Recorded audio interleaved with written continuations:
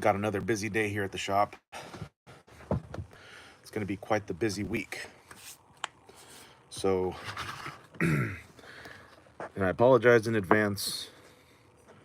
Looks like I'm having some connectivity issues. The Wi-Fi is not too strong out here, but we'll see how it goes. So, first up on the bench, gonna finish off this 201. It's gonna get some new clutch springs right now, and then gonna finish it off with a tune-up service. So air filter, fuel filter, and spark plug. It already got cleaned. We cleaned it up yesterday, put it all back together as far as well, most of the components. Just got to put on the rewind starter, clutch cover, air filter cover, and the rewind starter will actually be the last thing to be put on because I'm waiting for those recoil springs that go under this, I call it a rotor. I think that's what they call it. It goes under here. That's going to be a little tricky. I've never done one of those before, and it's just a tricky thing to do. So it still works, but it's pretty worn out, so it squeaks, and it's just, it could use a new one. So we got Jackson 1601, says, "What's good, my friend? What is good? Happy Tuesday to you." It's a beautiful day here in California. A little chilly, but we'll warm up here pretty soon. There's going to be quite a bit of action. So saw work. I need to get 3 hedge trimmers done today. They're in for sharpening, so all steels. So I'm actually currently waiting for some grease, some shop towels, and the smaller Milwaukee bit holder, because this one I got the 6-inch thinking it would be fine, and it works fine, but it's just a little long. I mean, it's not horrible, but I prefer something a little shorter. So I ordered the 2 7/8 of an inch, so just a little shorter one. So it'll be a lot, I don't know, I think I'm gonna like it a little bit better. Although this one's not horrible. It's not horrible at all, but again, just want something a little shorter. So I ordered all that through I ordered all that through DoorDash from Home Depot, and I could have ordered it and got it delivered directly from Home Depot, but delivery windows can be anywhere from, well, from now until I believe 6 p.m. or later. And I did order the a T10, T15, T20, T25, T27, T30, and a T40, which to work on steel, all I'm going to ever need is T25, I believe a T20, and a T15. So, but either way, it's a good set. But like I said, I got lucky yesterday and it showed up around this time, but you know, I could have just gotten lucky. So I just ordered everything off of DoorDash, which my dasher is already at the store shopping, and it should be here soon. So it'll be here just in time to get everything done. I do have some grease here already, but it's not nearly enough to grease the hedge trimmer gearboxes. And the grease that I have right now that I've been using since I opened up my little shed shop here is some lithium grease, which it works good. It's multi-purpose, but I prefer more of like a silicone style. It's not a silicone, I don't know. So the one that I got is the Lucas Oil Red and Tacky. That's what I'm used to using. But at the time, that's just what they had at the shop, or at the store that I bought all my startup supplies with. So anyways, without further ado, let's go ahead and get this going, because I do have quite a bit to do. So Jackson says, "I got a snowblower for 660 bucks and it didn't even fucking work. And I returned it, then got the same kind and it didn't work either." Oh man. Does not sound like you're having any luck with those. Is it brand new? I'm guessing it's brand new. And what brand is it, so we all know not to get one? I mean, I have no use for one here because I'm in California and I don't get snow. But we would still like to know. Okay, So here's the clutch. It's got some play. Master Force. Okay, guys, so be careful with the Master Force leaf blower or snow blowers, because it sounds like they're kind of a little defective, I guess. So the tool one that we're going to be working on here today is for our customer Rodolfo. I have 3 of his tool ones here. I'm going to put this over here on this side. I think that'll be a little bit better. We'll see. And we also have his 261 and his 036 Pro. There we go. This should be a little bit better. And so 2 of his tool ones are getting new clutch springs, recoil springs for the rewind starter. It goes right underneath this, I believe they call it a rotor, but it goes underneath here. They're just loose and they got a lot of play. And then just the tune-up service, so filters, spark plug, of course a good little quick little clean, and then I have, I believe, 8 or 9 chains that I have to sharpen for him as well. And then the hedge trimmers, I have to get those done today, by at least the later afternoon.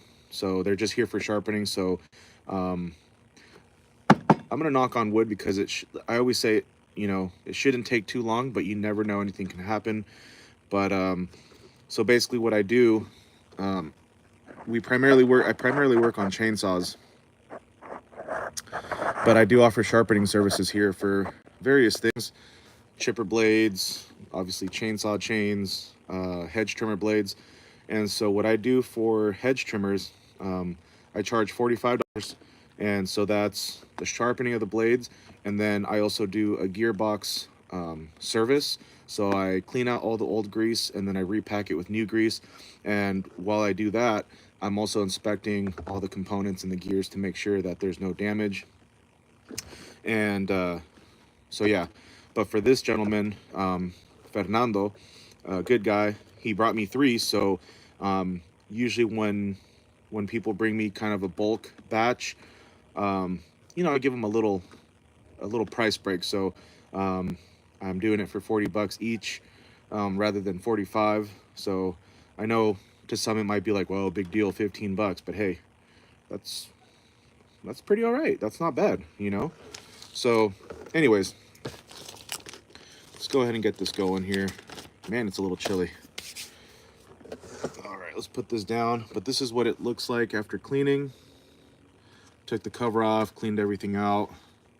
The flywheel's already on, but I removed it for cleaning. But anyhow,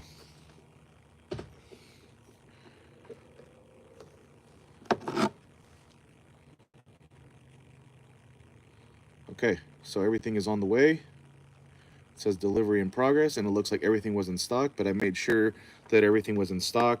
Sometimes the Home Depot website is not completely accurate, but it looks like in this case it was. So I got everything for just under $30, which it was just a few cents cheaper than getting everything directly from Home Depot and having it delivered directly from Home Depot. So not a bad deal. Also too, the tube of grease that I got, if I would have ordered it directly from Home Depot, I had to get a minimum of 2 tubes, and one tube is going to last me for a long time. So I probably would have gotten a little bit more bang for the buck going directly from Home Depot. I would have gotten 2 tubes for pretty much the same checkout price of $30. But again, I just needed to get this sooner than possible, you know, potentially at 6 in the afternoon. So okay, so they'll be here shortly, because literally Home Depot is just right over there across the freeway. So anyways, let's see what's up with these springs here.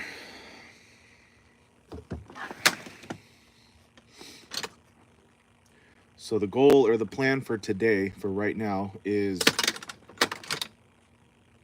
get these springs installed, finish up the service, and then move into the hedge trimmers just to have those done out of the way. And then I'm going to continue on with Rodolfo's chainsaws. We're going to work on another 201. Thankfully, it's not as dirty because it just came to us not too long ago, and I gave it a good cleaning.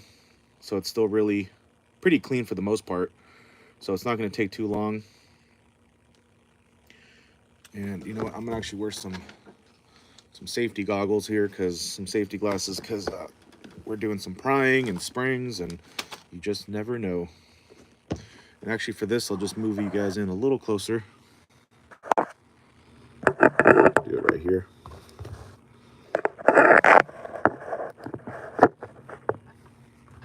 Should be all right. I wish I had a smaller little, let's see. But anyhow, I hope everyone is doing well. Let me go grab the other flathead. It's got a better tip.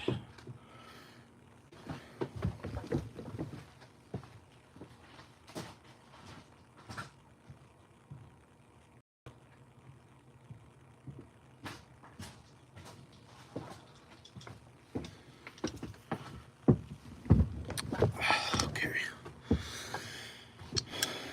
And even though I feel a little chilly, it actually feels a little warm today. I mean, not super warm, but who knows? Maybe the caffeine is working, which is good.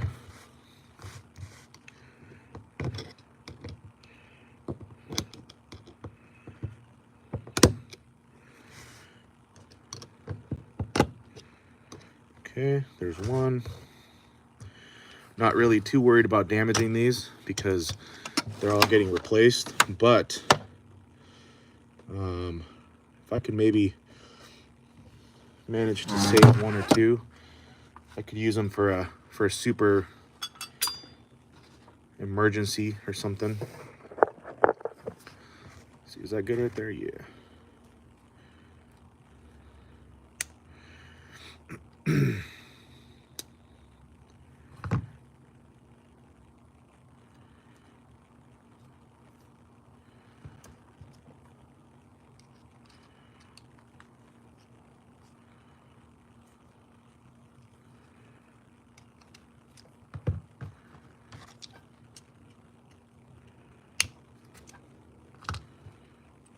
Super emergency.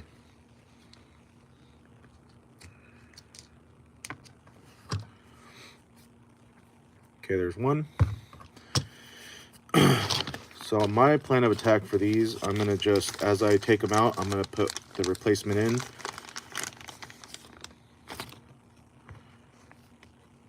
So there's one. Boom.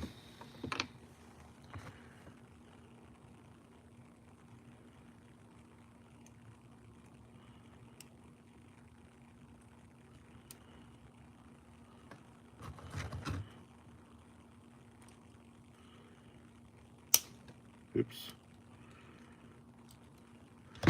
You know, steel does make a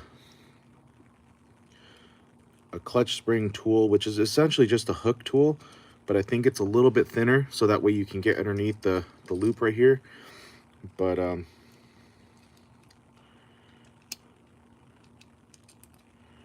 all right, we'll get it.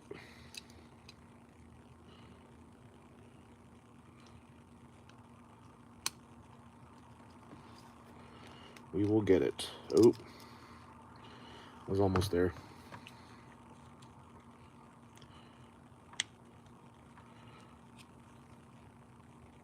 Oh.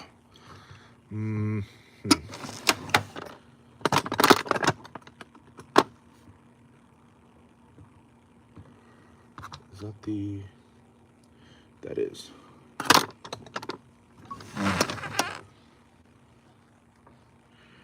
Cool, they're almost here. It's exciting.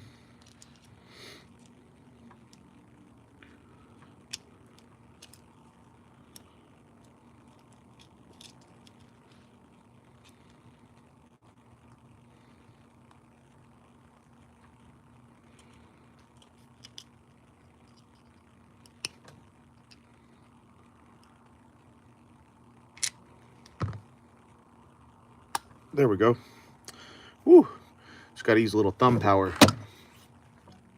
But there's the first one.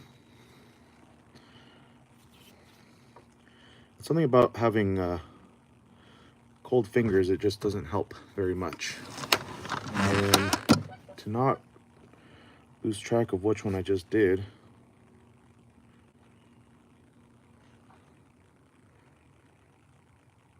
which I already kind of did. Oops.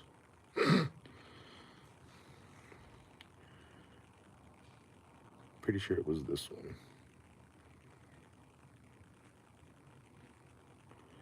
I was gonna just mark it with a pen, make a little dot. I'm pretty sure it was this one. Just using a little paint pen.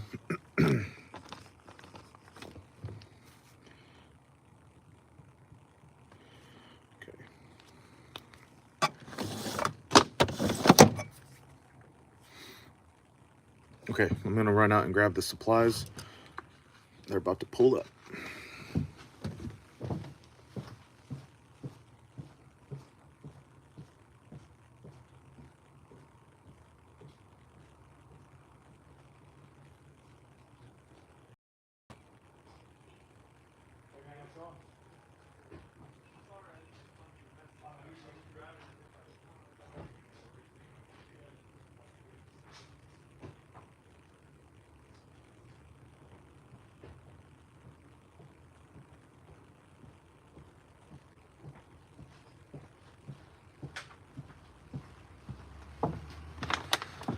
We have secured the bag.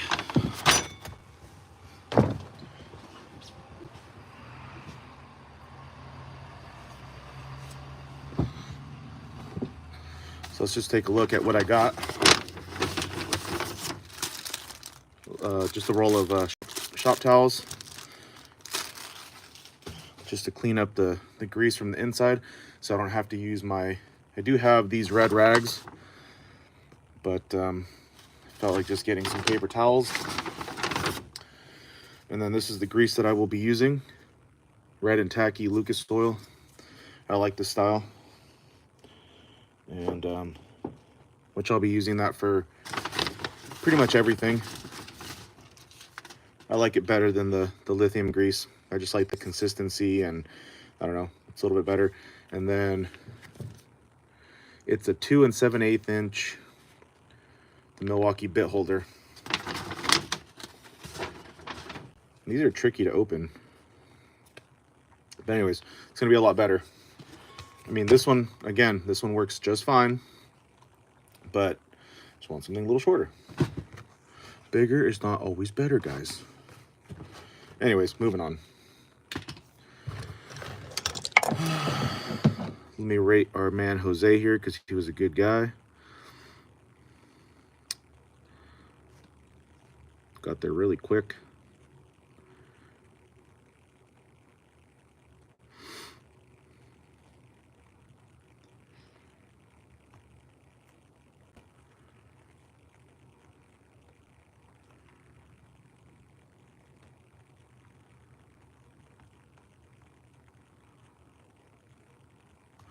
Cool.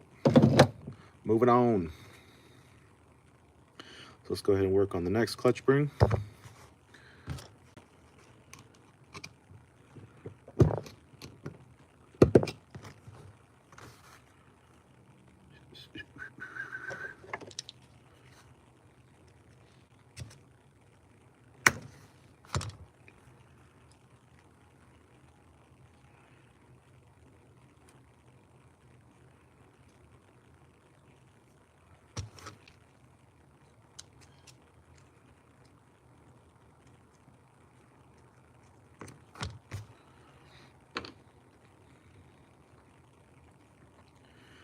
Boom, boom, boom, boom, boom, boom.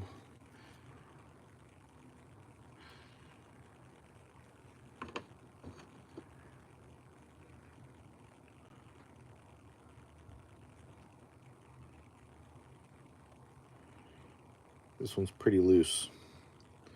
It's got some good play to it. So it could be this, could be just one of them That's bad. That's all it takes. But when I do clutch springs, I like to just do them all. So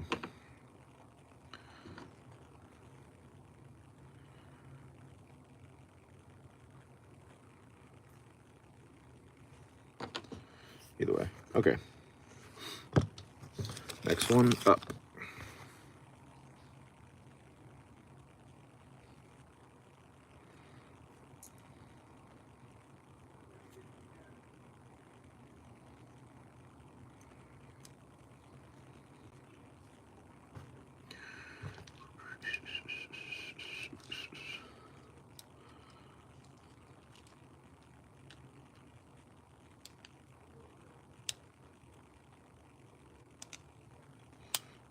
Right on. So I think this one's going to be the best one to use because that one went a lot better. Sweet. Sweet, sweet, sweet. You guys know, you guys ever watch Breaking Bad, Tuco, where he's like, tight, tight, tight, tight. That's what I feel like right now.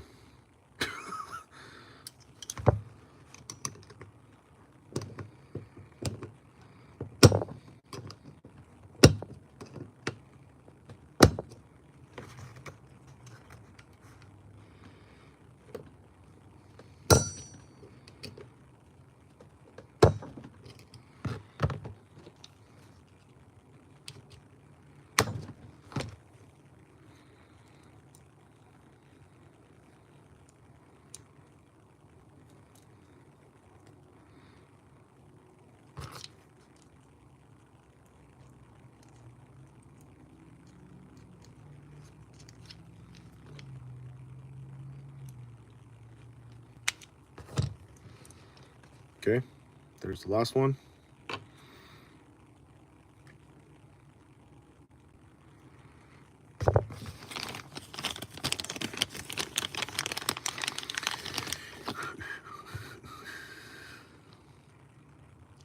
It'd be nice to have some music going, but it's always tricky because I never know what YouTube is going to flag for copyright, and I could still post the live stream, but sometimes if there is a song that's copyright, then there's a way to fix the issue, which is basically just mute that segment. And I don't know, we'll see though, because I feel like it's a music type of day today, but we'll see what happens.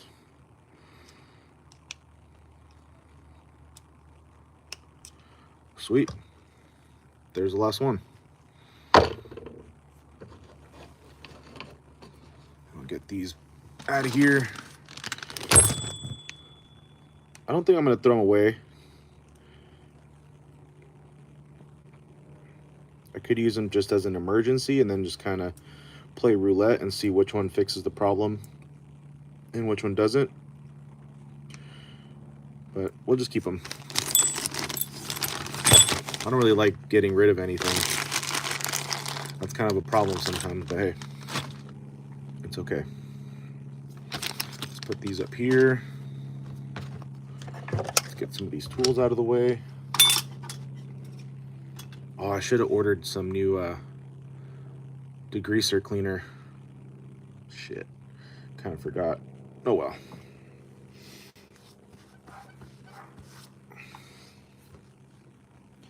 So now we can actually install the clutch.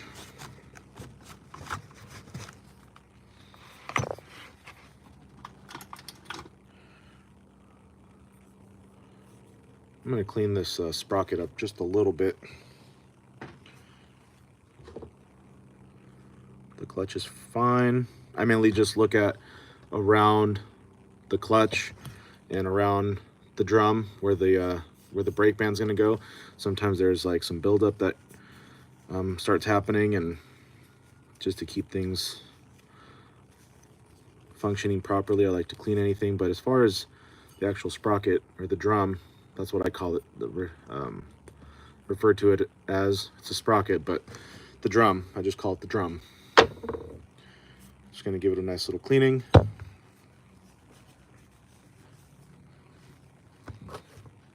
Or a quick little clean, I should say. Let Let me go grab my brush from the compressor station.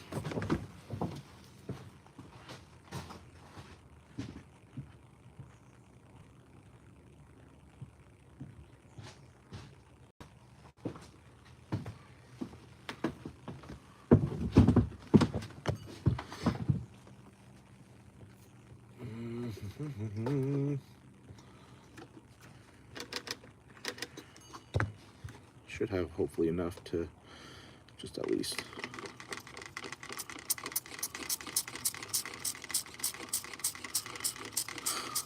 getting mostly foam here, but it's all right. Something is better than nothing. I do have part cleaner, like carb cleaner and parts cleaner, but I really like this Purple Power. This is the double strength and it works very well. I mainly just use Purple Power to clean metal, so like sprockets or chains, because I like to clean the chains before I sharpen them. Makes them look good, plus you can visually inspect them a little bit better, and then when you go to sharpen the chain, it just kind of helps protect your files a little bit more. So that's kind of something that I picked up on my own when I used to work at the power equipment shop.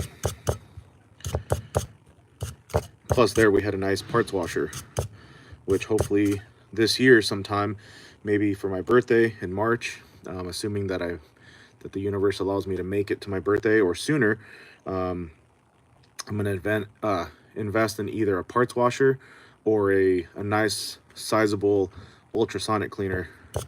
I just need to do some research on ultrasonic cleaners. I already know about the parts washer. It's about $300-400, and as much as I don't really have space here to have one, I mean, I can make a little room.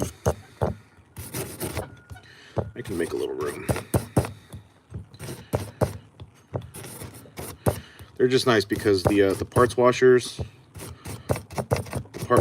they use a solution called SW4 solution, which supposedly it's a non-chemical based solution, and then the part washers have a heating element, at least the big ones, and they just clean up things very, very nicely, really nice. And the reason I'm thinking about investing in one finally, or looking into it, is because you know, I really do like cleaning saws by hand. It's just like a satisfying thing to watch them clean up and whatnot, but it takes a lot of time. Even yesterday when I was doing a non-OCD cleaning, like I've been referring it to, it still took over an hour. So, and I don't charge extra for my cleaning. It's just part of the service. You know, if you drop off a saw, or mainly saws, I'm not going to worry about the hedge trimmers, but if you drop off your saw, whether it's just a chain sharpening or a little tune-up service, your saw will get cleaned. And not to sound full of shiza, but I do a very good job and they come out looking great.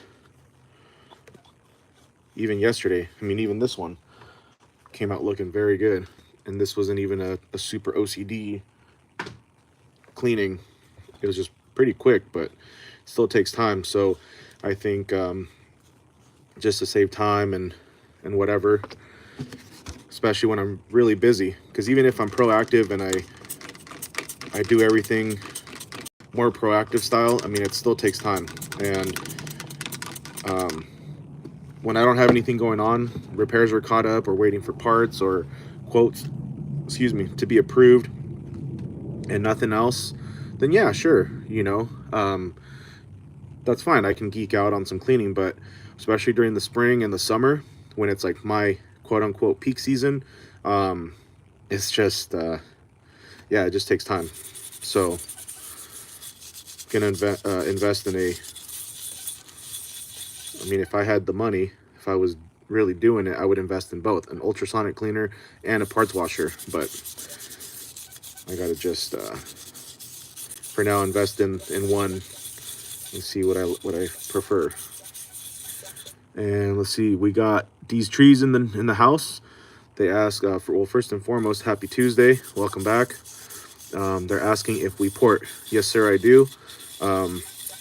Right now, it's just good old, what I call good old traditional hand porting. I don't do any machining, like band cutting or decking, just because I'm not quite there yet. I'm not set up for all that, and but one day that's kind of the dream, to do more machine work, or to actually do machine work. And you know, I always watch my buddy Aaron Lynch, and I mean, just watching decking, like band cuts, I mean, I can watch that machine spin all freaking day.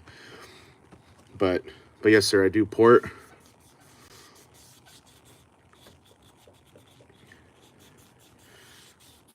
Since starting up my little shed shop here, I've ported a few saws, 2511, 500i. The last thing that I just ported, which I still have here, is a little 151 TC that I also did a really nice muffler mod on it. It came out really cool. Hopefully I'll be getting some running vids of it here soon. Just got to go pick up some fuel.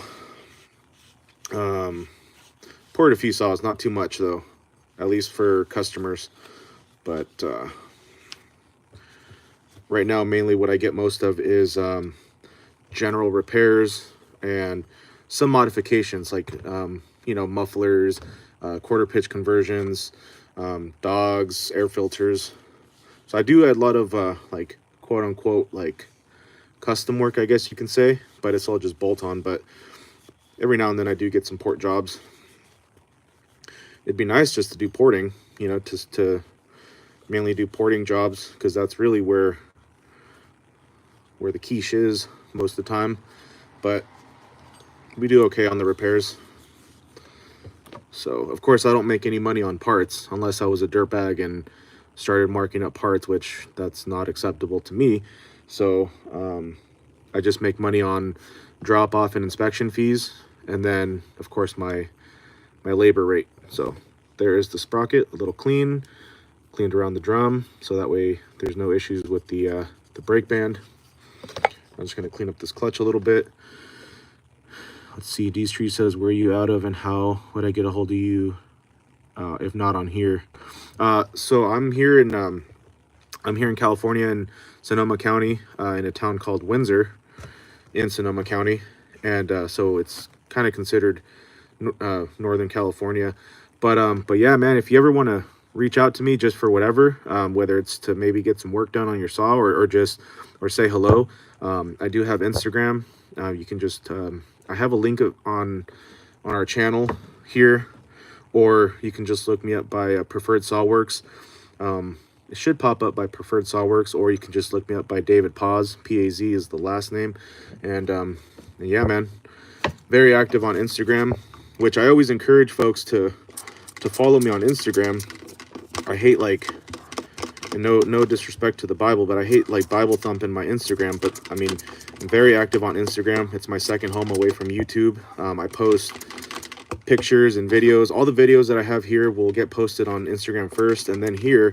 But I post a lot of pictures, like before and after, especially like the cleaning, and just I don't know, I post a lot of things, a little personal life stuff, nothing major, just little things. And but yeah, you could always check me out on Instagram if you have Instagram. That would be the best way.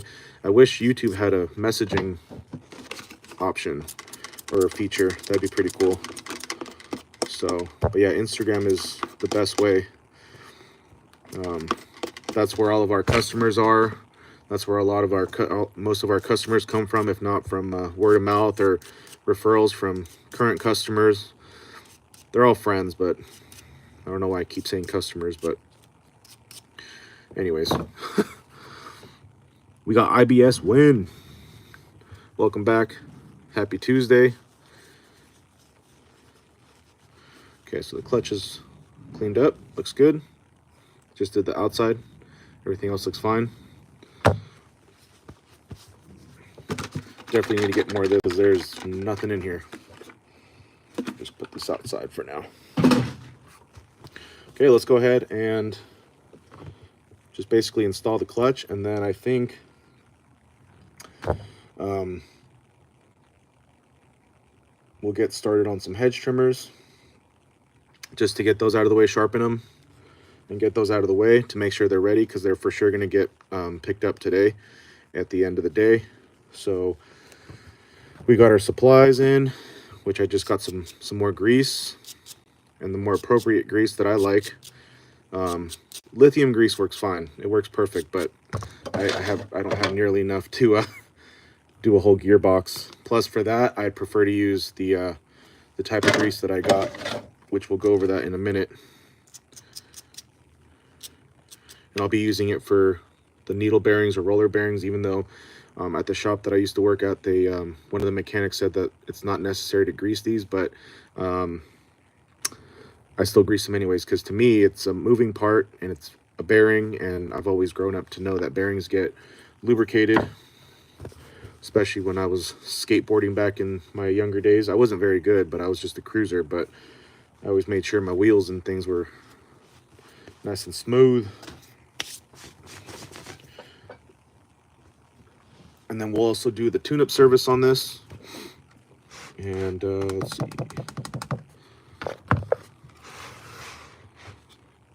Now I'll probably move you guys back over here now.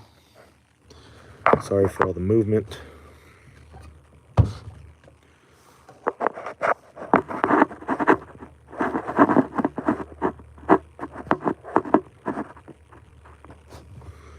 That should work. That should work. For this one though, I am going to use the lithium grease. It's fine, because I still got to use this up. I can't waste. IBS says if you want a Echo PB200 LSAF leaf blower, I have one for sale on eBay. Right on, man.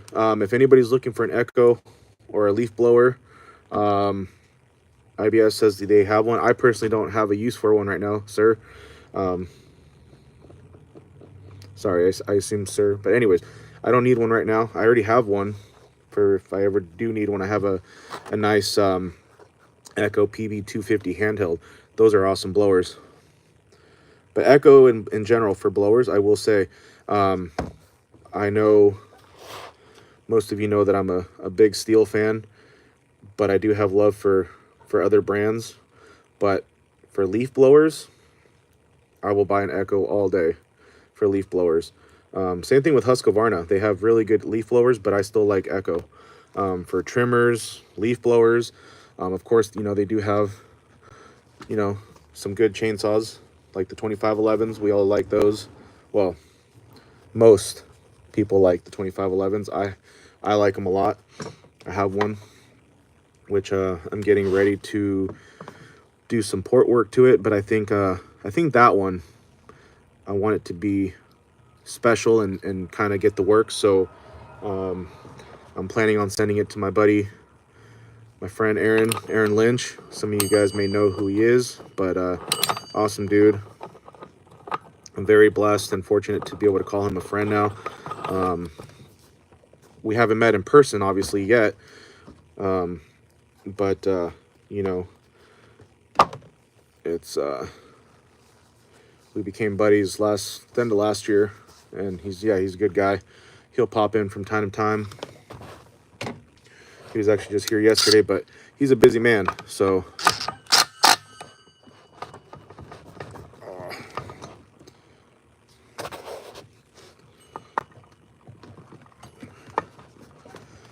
this socket, I swear.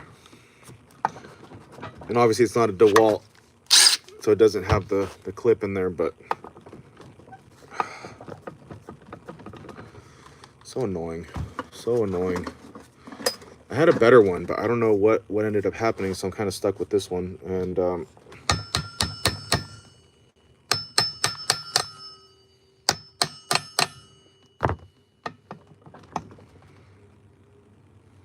maybe if I just cleaned it out, because it's kind of rusty, and so that's probably the issue. Plus it doesn't have the little locking point in there, but it works for now. So I do rock a little bit of DeWalt as well. Most of you probably already know the backstory to this one. I already had this one And in my storage shed, it came in a set with one battery, a charger, and a little carrying bag. And when I started doing my thing here in my shed shop, of course I wanted to go out and buy the Milwaukee, but I've gotten better at not spending money on things that I already have, even though it's not my preferred choice. So I also have a DeWalt subcompact driver, a little 12 volt that I showed you guys not too long ago, and I said I was going to start using that one, but kind of had a little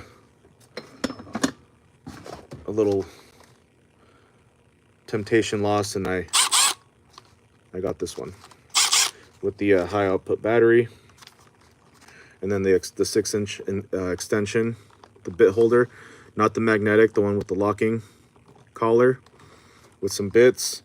And then right now, when I ordered the grease and the towels, I got the 2-inch one, or 2 7/8, because this one's fine, it works, but I wanted something a little smaller. Anyhow, moving on. So there's our clutch. And let's do the service now. So this one's going to take a CMR 6H spark plug. I run NGK spark plugs. I believe that they are the best. Either that or Bosch, but I like NGK. I know it says Honda, but it's a NGK. I think it's kind of cool. I think I might save one because, I don't know, I just think it's cool that it says Honda. I do have a regular box one. But I'll just use that one because I kind of want to keep these around. I bought it at the power equipment shop that I used to go get all my parts from, but unfortunately they closed this year. So, or excuse me, last year. So I had a buddy that worked over there.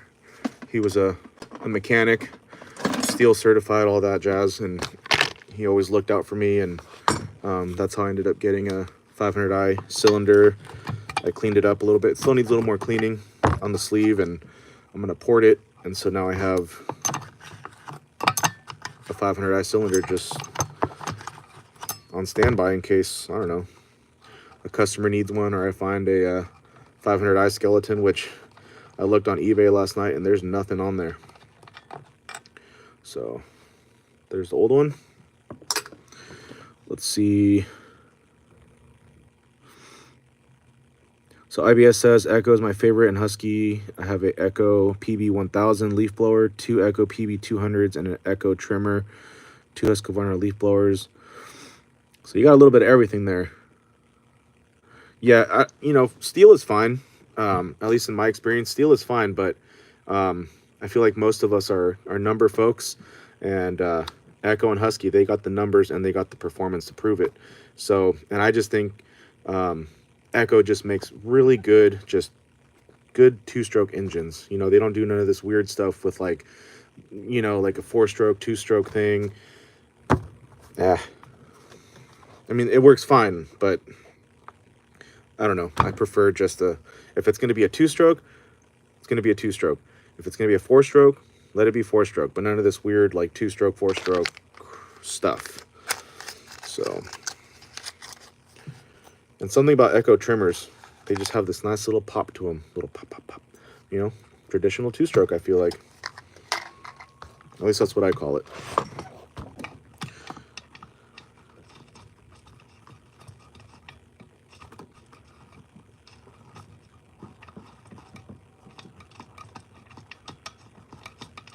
I've been learning a lot with this with the M-tronic systems, though. With the solenoid valves and then the coils, and then you have to use certain fuel filters. Like, it's been, I guess I've just been getting lucky and I swap out solenoid valves. So like if it's the green, I'll swap it out to the red. But I've been learning a lot, and thanks to my buddy Aaron, he was here yesterday and he caught the point of the live stream where I was like, yeah, I'm just going to replace the solenoid valve and call it good, because it has the black version, which is the first version of the solenoid valves. And he's like, you can't just, he pretty much gave me the rundown of, if you're going to replace or switch the solenoid valves, you have to switch the coil. And I had no idea about that. Honestly, I did not know. I guess I've just been getting lucky, but you know, obviously now that I know the right way. So, because I have one of Rodolfo's 201s, it's an M-tronic, and it needs a solenoid valve. So his is running the black version, so the first gen, and I was just gonna swap it out to the newest, so Gen 3 or the 3.0, but doesn't quite work that way from my understanding now. So I was able to track down a black one.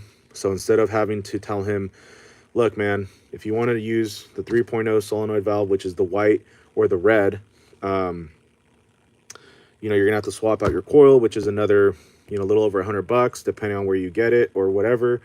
And so I'm just gonna buy the black one and just call it good,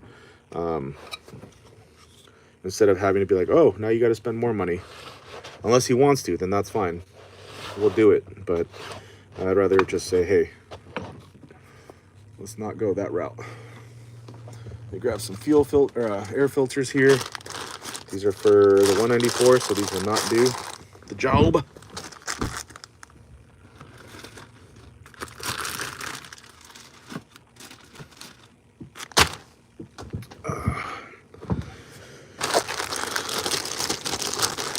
So I have one 200T filter left, and then I have two 201s, but these are for the non-M-tronic version. So what I'm going to do right now is just modify the mounting hole here, because the M-tronics are just a little bit bigger, but these will work just fine. It's just all that's different is the hole. So just got to make it a little bit bigger, which I'm going to do that right now. And that way you guys can also see what it, you know, in case you can't find the M-tronic versions, or if your shop is out of stock and all they have is the non-M-tronics, these will work. The only thing is, you know, you're going to have to modify it just a little bit. And I know sometimes you're not in a position to modify them, but because you just got to get it going.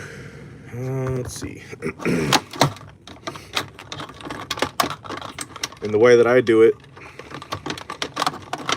is I just use my rotary with a carbide burr that I use for porting.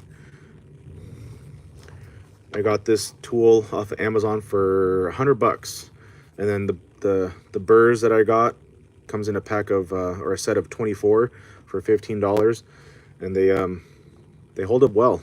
So it's basically just a fancier style Dremel. See, we got some comments, my bad. Sorry, guys. IBS, you're all good. You're all good. IBS says, yes, NGK are good. I've seen some NGKs go bad in a year. Yeah, they're really good. At least in my experience, they hold up really well. Also says you'd be shocked with the amount of stuff we have. I feel like you have a lot, yeah. 10 mowers, 5 leaf blowers, two coming from eBay, 4 trimmers, 4 chainsaws, 3 tillers. Damn, that's a lot of stuff, man. What do you run, a farm or a landscape business? 2 snow blowers, and we barely get any snow. Sheesh. That's a lot of stuff, for sure. So technically, this is not how you're supposed to, because it's just broken. I accidentally lost the bearing that goes in there, and I have yet to find the right size, but it still works. And I know in the user manual, or the little crappy instructions that they sent with this one, it does tell you the size. I think it's like I don't know, I can't remember. So let's go ahead and just do this real quick. Foot pedal.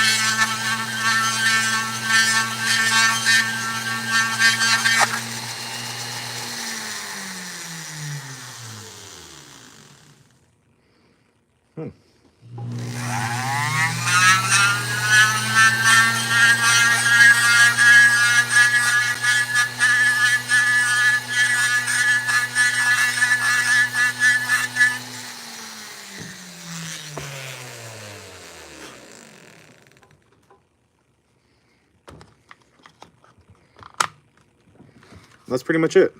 Just got to make it a little bigger. Could be a little bit bigger. As you can see, it's a little snug to get out. Let me just open it up just a little bit more. That's all you got to do with these non-Mtronic.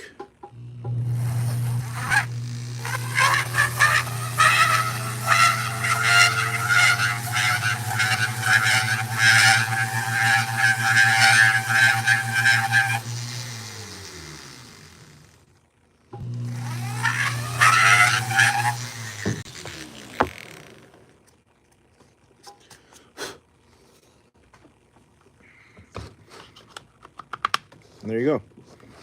Same thing.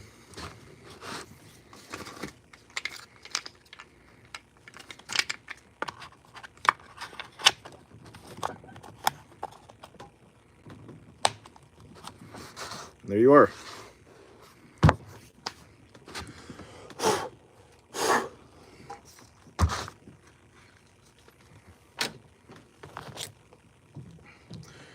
But I really like these. I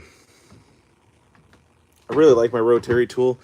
It has came in handy for a lot of different things. I bought it specifically for porting, but in all honesty, I use it for a lot more than porting, more than porting itself. Muffler modifications, cutting. I'm going to use this to sharpen the hedge trimmer blades. And so, very handy tool. I mean, it all depends on, you know, what you think that you can, or what you come. It all depends on what you find to use for it. I guess. I still didn't say what I meant to say, but it's all right. This is an actual Dremel set with polishing wheels. It even has polishing paste, sanding and grinding burrs, bits. Because I do have a brand new Dremel set that I planned on using, but then I was like, nah, I want one of these. It's almost the Fordham style. It looks like a Fordham, but it's not. So, and like I said, I bought it off of Amazon for $100, and it came with the same thing: grinding stone, polishing bits, sanding bits, cutting wheels. So anyhow, comes in handy for a lot of things.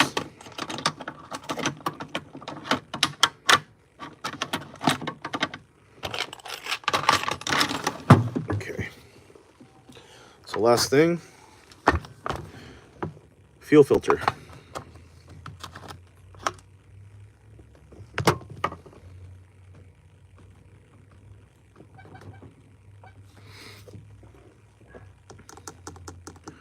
No, just like stuff. My yard is only a little over an acre. I feel it, man. I like stuff too. I'm quite the hoarder as well, because I don't like to get rid of anything either. Okay. Don't need this, but this is the steel little fuel line grabber, whatever you want to call it. My buddy Gerardo that used to work at Action Power hooked me up with one. Again, not necessary, but does help. And then it even has this one where you can kind of, I think you can just hold it there instead of using what I normally would use. These like clamping, I don't know what you'd call these, but it's almost surgical status. But I don't like using these because these could easily pinch and tear the fuel line. But had to start somewhere. Or you could just use pliers, of course. Let's see, let me find my fuel filters.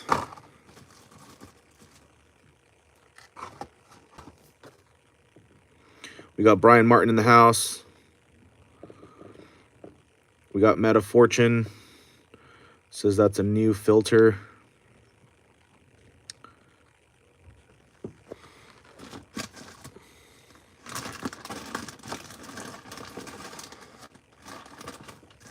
I'm not sure which one what filter you're talking about. I don't know if you're talking about this one here or or what you're talking about, man.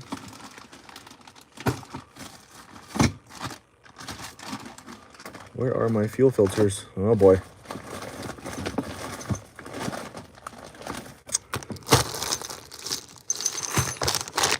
Got filler caps for days.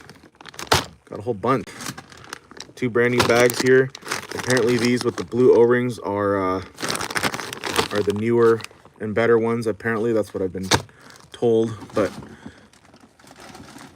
it is what it is. 661 rewind or fan housing. Oh, here we go. Oh, they're all coming out. Oh man. Oh man.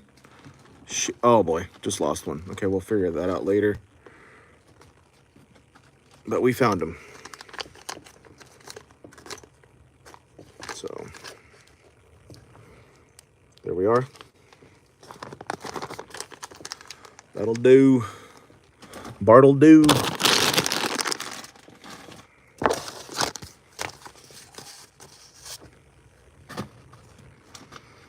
Brian says surgery equipment, hemo stats. Hemo? I don't even, sir, what does that mean? What does that mean? I've never heard that term before. Okay. But yeah, I'm using right now, because my buddy hooked me up with the steel little fuel line puller, or whatever you want to call it.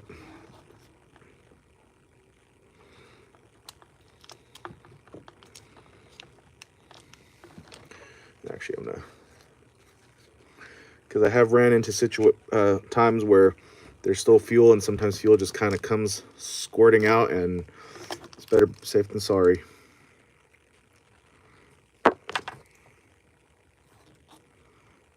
Well, actually, this one will not work. Smaller fitting, or smaller little. So in that case, I am going to put in. It's the only thing I got. I'm going to put one of these big ones in there. All the fuel filtration. Okay. There we go.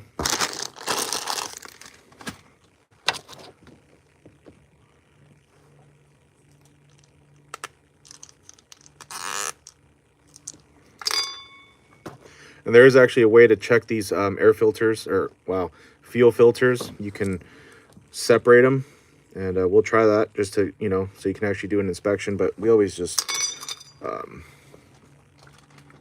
replace them. All right.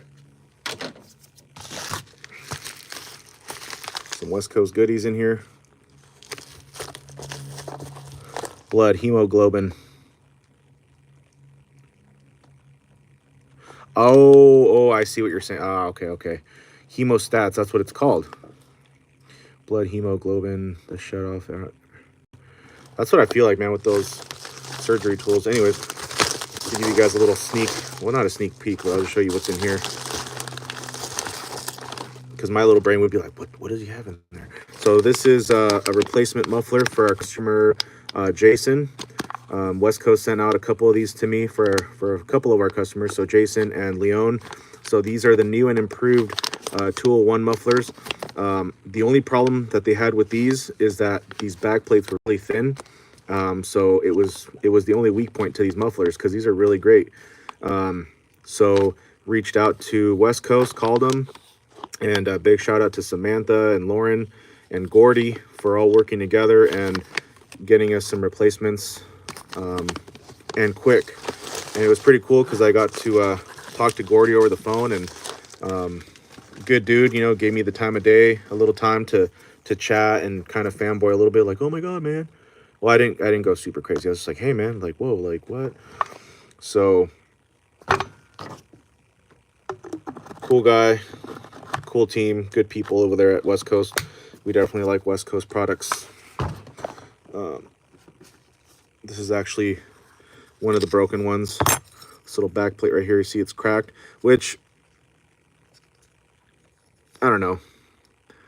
Our buddy Jason's like, man, you can just keep that and, you know, see whatever you can do with it. So I'll run it on one of my personal saws. I'll probably just try to, I don't know,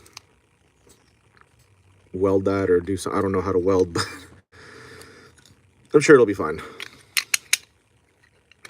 But he was also having some other issues like the screws or something. So anyways, that'll be for another day.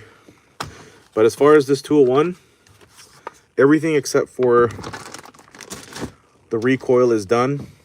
I got to put a new recoil spring, but those are on their way to us. They're going to get delivered today if all goes well. So, but everything else is done. So I can go ahead and put on the clutch cover, and then at the very end of everything, because I still have 4 more of Rodolfo's saws to work on, and once the saws are done, all I have to do is sharpen the chains that he brought me, which it's like 8 or 9. And now we're going to move on to the hedge trimmers, because those for sure are going to get picked up today. So, oh, sorry about that. So let's just go here.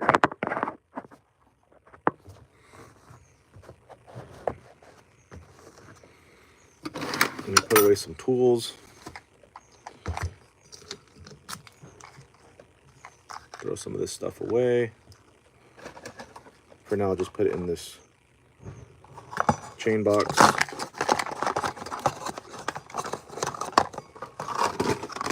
And just get kind of organized here for the hedge trimmers.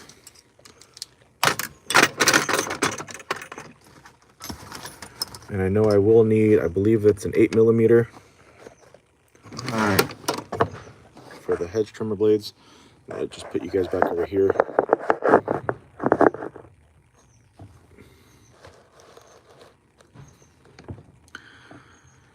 Brian Martin says, have had trouble keeping a muffler on my 2T. That is a common thing. Well, on mufflers in general. I'm sure you have, but maybe try some heavier duty Loctite. I don't know if you use the blue or the red. I skip the blue and I use the red. One, because it's a lot easier to apply. It's not as runny. It's more of a gel consistency. And for chainsaws and just most power equipment, it produces a lot of vibration. So I just go for the heavier duty stuff. Also too, maybe the threads are getting a little damaged just from the screws backing out and rattling inside the threads. So you could always try to just inspect the threads if you haven't done so already, and you can try to just clean up the threads a little bit, and then try some new hardware, and then put on some Loctite. Just go a little hard on it, just, you know, and hopefully that fixes the issue, because making new threads, I've tried it and I thought I was successful, you know, Loctite, send the saw back out, and sure enough, it falls back out. It's just tricky, especially, you know, the cylinder metal. It's very, very soft. So it's tricky, man. But hopefully you can resolve it like that, because, I mean, really the only other fix after that would be, of course, buying a new cylinder. And I don't know, it's pricey. I mean, whether you, not saying you don't, but whether you have the money or not, it's expensive, man. It's all an investment, you know? So I would just try doing that. Maybe clean up the threads, try some new hardware, go hard on the Loctite. I would go with the red, and hopefully that fixes that issue. Because if not,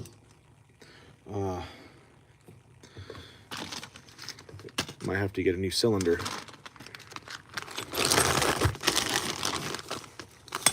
And that's not always an option for most folks, or it's just, you know. All right.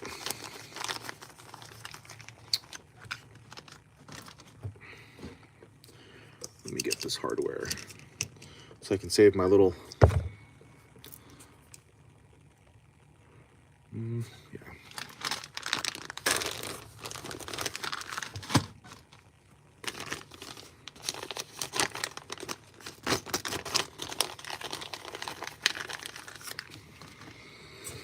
Alrighty.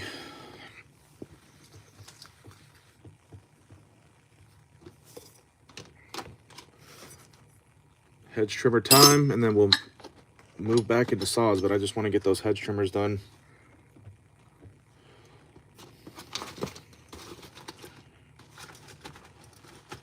And it's my first time, actually, if I'm being honest here. You know, I've done a lot of hedge trimmers when I was working at the power equipment shop, but this is my first time getting my first batch of hedge trimmers in my shed shop. So I'm kind of curious on how I'm going to set up the blades. I mean, I do have the vise here. I mean, obviously it'll work out. I'm just trying to plan it all out. And I'm just putting some tools away, and then I know I'm going to use them again, but just to keep things a little clutter-free and whatnot. And then let me grab a 8mm socket. I'm pretty sure it's an 8, if I remember correctly. Where is it? Where is it?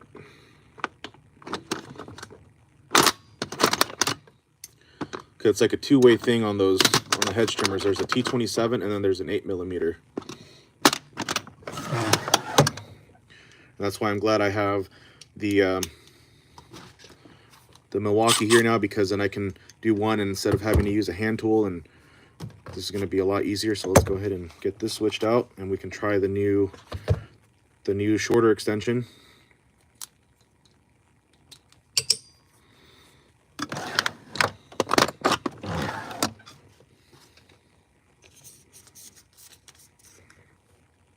And you're going to see me struggle opening this because they're kind of tricky. I don't know why, but maybe it's like a theft thing or something. And then I'll show you guys what I got for the grease. I was going to go extra and buy a grease gun, but I'm like, you know what? That's not necessary. I can just kind of, for now. But this is what I got. The red and tacky Lucas oil. It's similar to that of like the Echo grease, which works really, really well. I like it a lot. And then just a little roll of shop towels to clean out the old grease and pack it all in with new grease. Let's see. And my bad, guys, we have EH in the house. Hello, hello, my friend. Welcome back. Happy Tuesday. Doing well.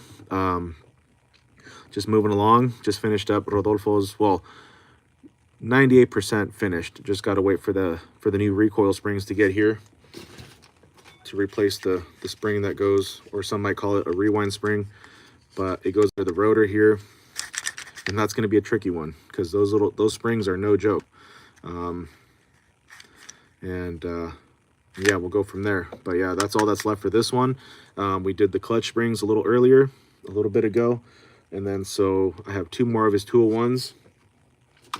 The other 201 is also going to get a new set of clutch springs, recoil spring, and then of course just a general tune-up service, filter, spark plug, and a little cleaning. And then we have his 261, which it's just going to be a tune-up service, mainly just a little cleaning, sharpen the chain.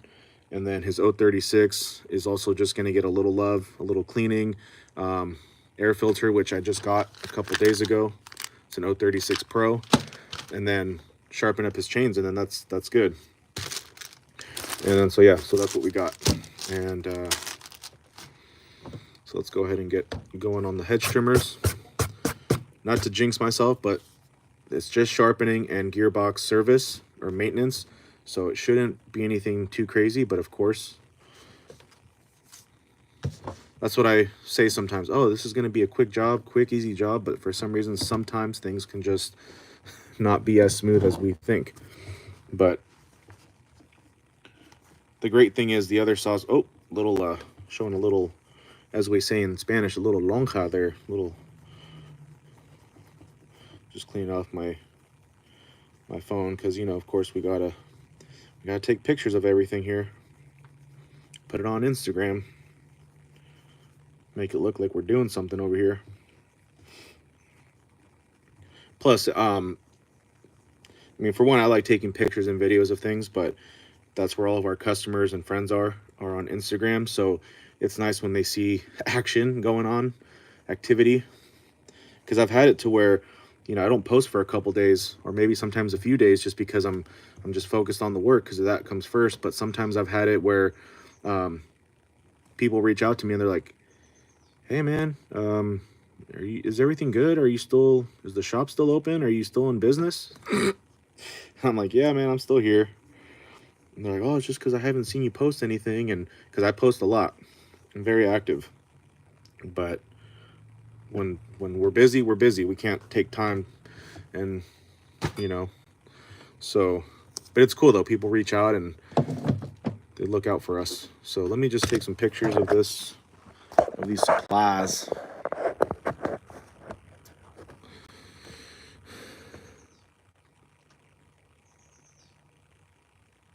I need to get some of the magnetic dishes. Yeah, these, I think these are the ones you're talking about. These,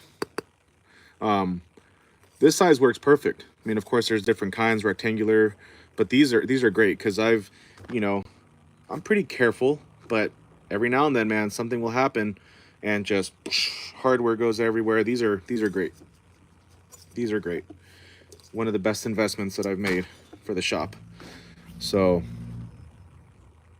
and yeah, those recoil springs. When I worked at the shop, even the mechanics that have been there for a long time, not because they don't know what they're doing, because they do, but those springs, man, they'll make you work for it. I've seen I've seen one of the mechanics do it 3 times, attempt it 2 or 3 times, and both times, I mean, he's careful. He's a good mechanic, but he's doing it. And the way they come is they come in like a plastic little cartridge. So in a perfect world, you're able to just set it in and then remove it. But it's just they're they're tricky, man, and it's frustrating as hell because sure you can rewind them, but even that as it's not just winding it up. Steel does make a little plastic tool that you can wind it up, but it's just, yeah, it's frustrating as hell. So I feel confident, but at the same time I feel a little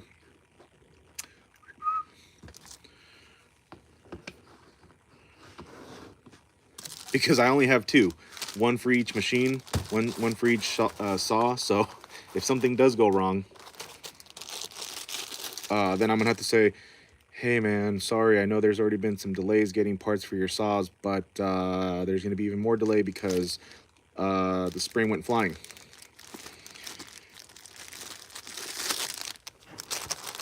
But as long as I get most of his saws out to him, I mean, that's fine, because he has like 1 or 2 more that he works with, but I mean, he pretty much brought me his whole fleet. So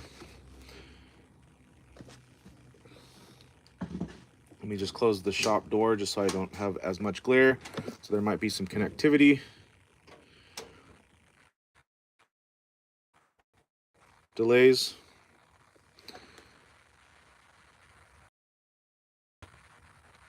IBS says I'm horrible at typing. Nah, you're all good. I should do that. I always forget to take pictures till after the job is done. Really get them on the first try. Yeah, and yeah, those recoil springs, yeah, they're just tricky, man. I've seen the mechanics that I used to work next to. I wasn't a mechanic at that time. I was just a sales guy. Okay, so sorry, connection is just because I'm in a little metal box here, but this should be fine.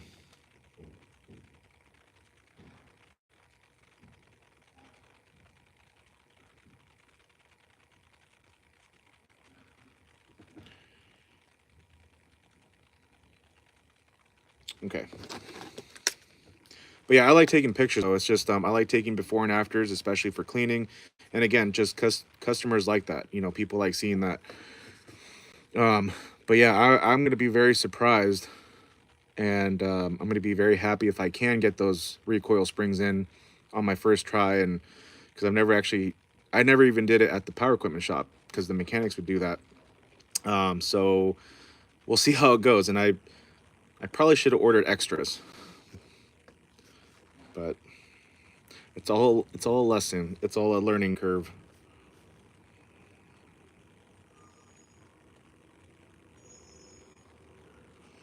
Or it's all a process of learning, I guess.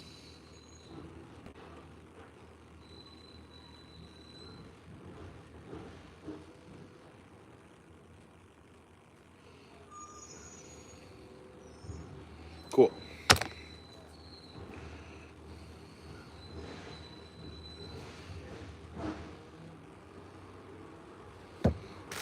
Don't need to take a picture of that. We all know what paper towels look like. And also too, we've got the trash, so it might be a little loud here.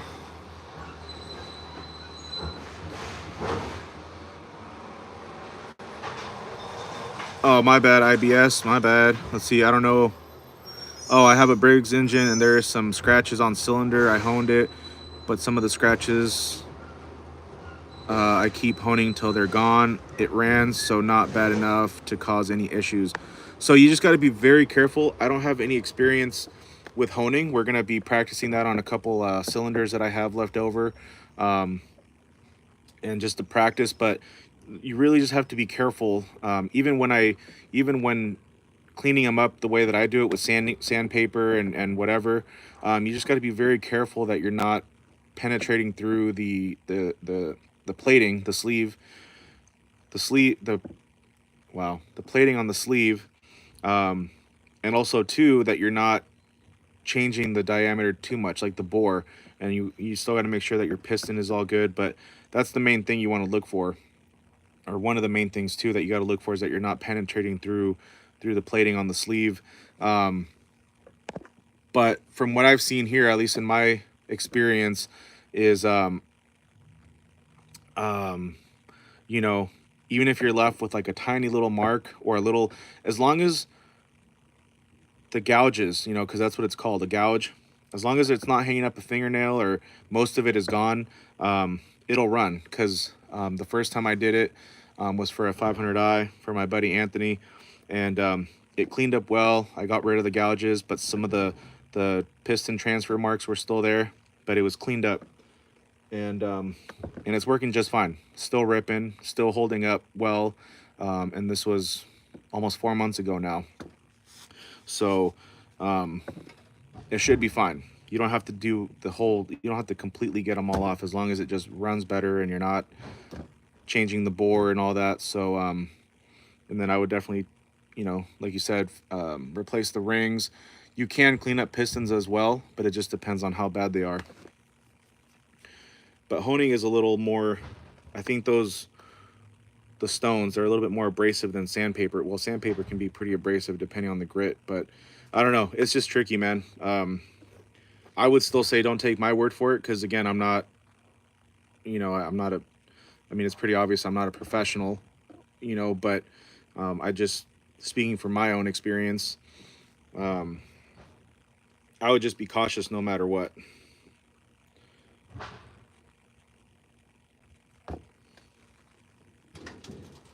And the reason why I like taking pictures of stuff, especially when I get, sorry, no more connection issues. The door is going to stay open now. I was getting a glare. But again, like I was saying, the reason why I like taking pictures of certain things, tools, or processes, is just to help someone out. Because I do get asked often for certain things, like, hey, what do you use for, like I was saying, cleaning, or when I do the cylinder sleeve cleanups, you know, how do I do it? What do I use? And so it's just, I like helping that way. And so, and I just like taking pictures of stuff, of anything. So, okay, let's go ahead and get this going. I'm going to start with a small one first. IBS says piston is not bad. Okay, that's good. If anything, maybe just replace the rings just for a peace of mind or safe measures.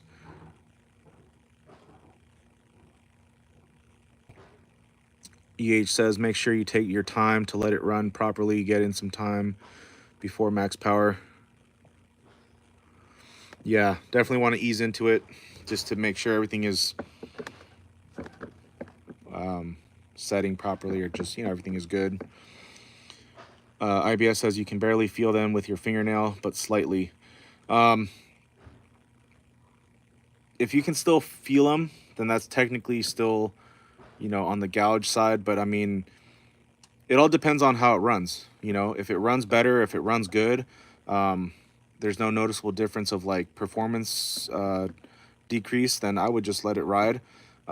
Or you can just try to go a little bit more on the honing. But again, you know, of course, like you're saying, you don't want to change the bore too much or at all, or run the risk of thinning out the plating of the sleeve. So it's just tricky, you know.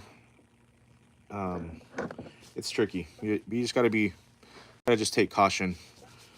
You know, if it's easy, if it doesn't take too much time, you could always just you know, unassemble it again, give it another little pass, and then throw it on. But if it runs, it runs. If it runs good, that's all that matters. Because like I said, the first cylinder sleeve that I ever did, which was the 500i for my buddy Anthony, it did not come out perfect as far as like everything was gone. Like no, there was still some markings and everything, but it ran just perfect compared to the ones that I've been doing, like not this one. Where is it? Where is it? Like this one right here, I'll show you guys. This is one of the last ones that I did. I still have a few more to do, but this one was pretty scored up. I just got to work on the squish band because we had the piston ring hang up on the exhaust port, broke off a nice chunk of the piston, so I just got to clean up the squish band. But this is what it looks like now. I did the whole sleeve just to have an even finish and get everything.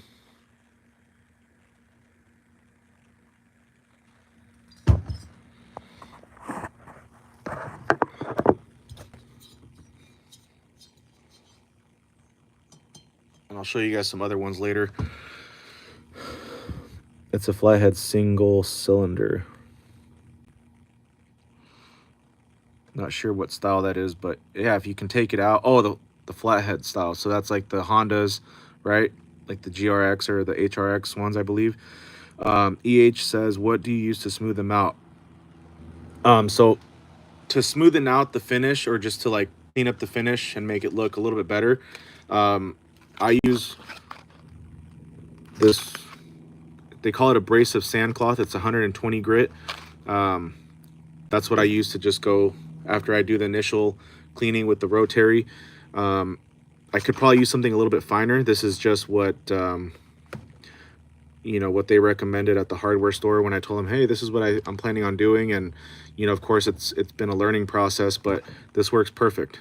This is what I use, and it works out good for me at least.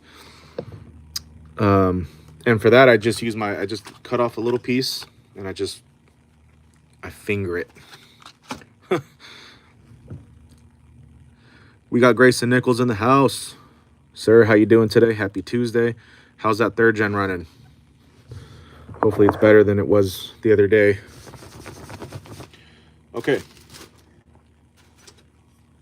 So I have my 8mm socket. Oh yeah, I said I was gonna open up this I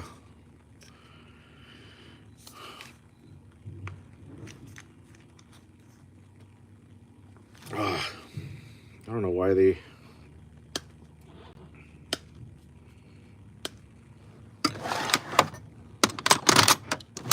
because I was there for a good minute trying to get the last one open.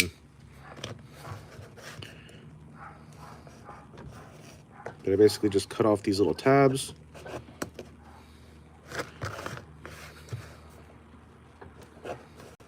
Should probably cut away from myself, huh?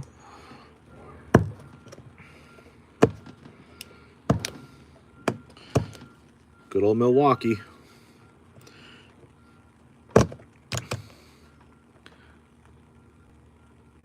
Yeah, there you go. Honda GXNs are OHV. I'm not sure what that means. Sorry. But no, the ones that I'm thinking of, like the HRX. Okay, so yeah, you just got to remove those tabs because it secures it in place. They're nice, man. I don't know. I like those lawnmowers. They're decent. They're cool. Honda's good.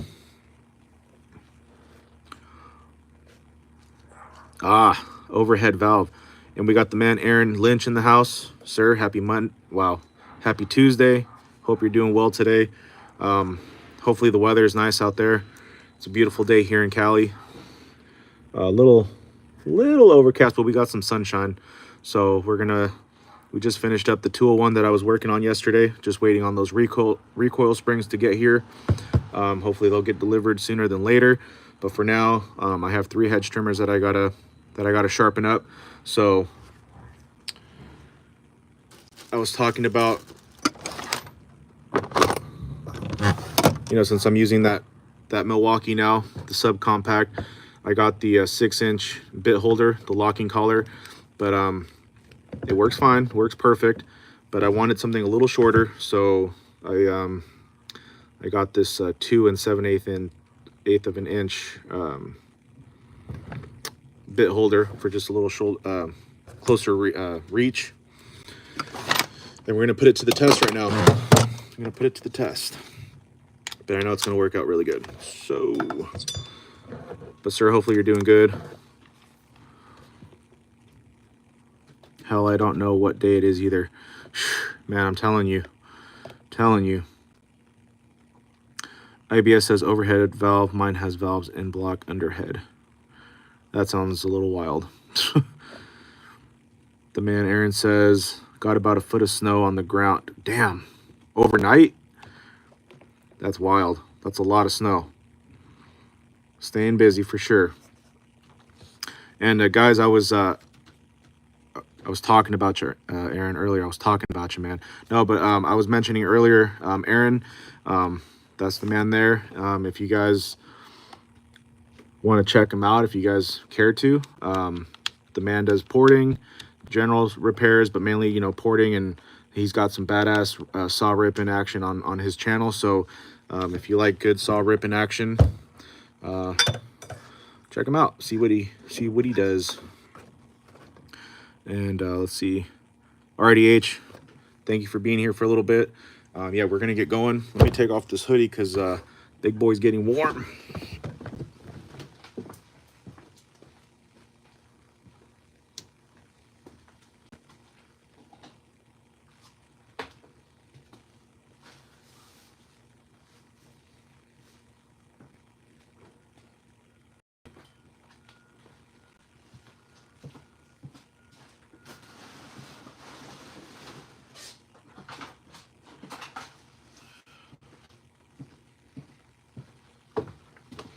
And also, just to show you guys, this is the one that we're going to do first.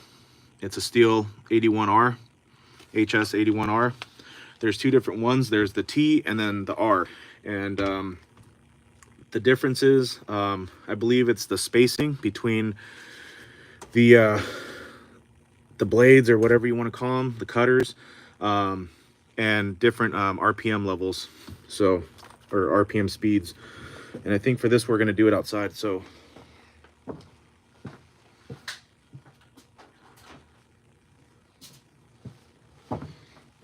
I'll bring you guys out here. Let's get some fresh air. So this is what we got going on right now. All in different various stages. That's going to be a fun one right there. 051 AV.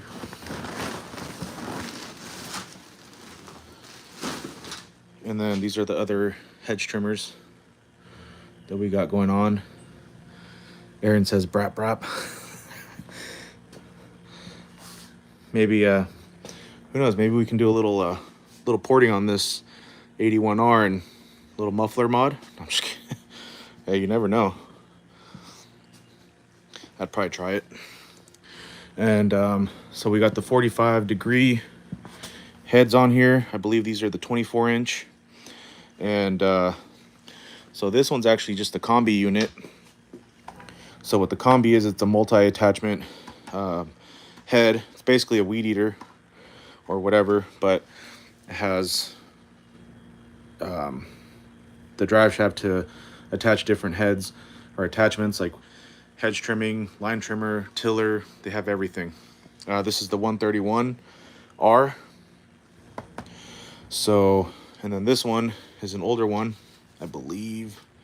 What is this?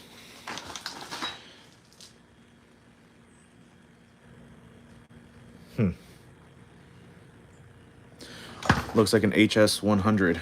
So a little older. So here we go.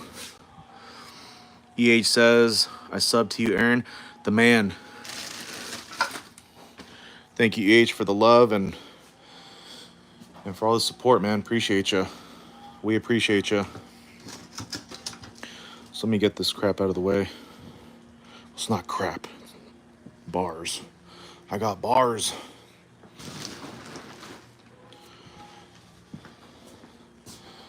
Let me grab my my fancy phone stand for today. This is where I dump all my bar oil.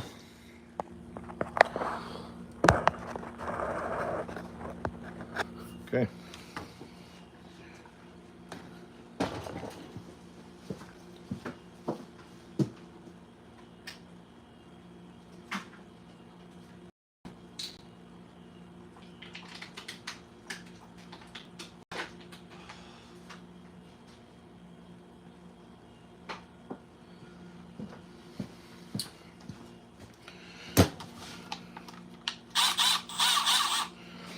So the plan now is to do all 3 hedge trimmers, sharpen them, do the gearbox maintenance or service, and then get back into chainsaws because I got quite a bit.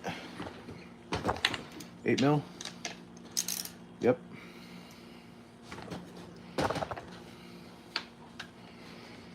It's been a while since I've done a hedge trimmer.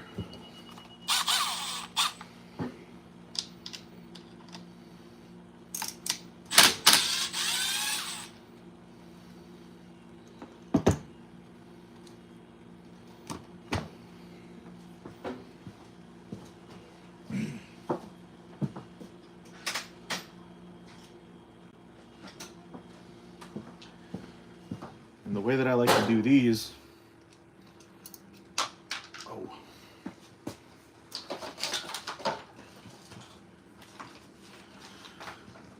the thing you want to be mindful of is you don't want to lose these little sleeves. So there's 6 total.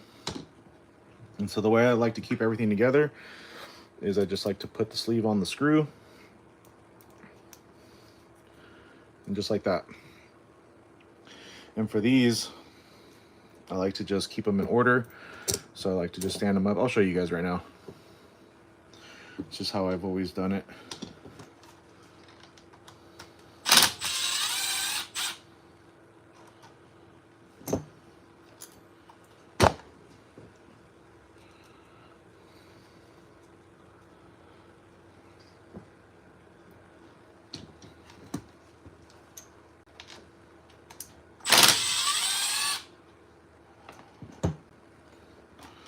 I'm so glad I have decided to use a little impact now, because doing this with a hand tool, that probably would have frustrated me a little bit.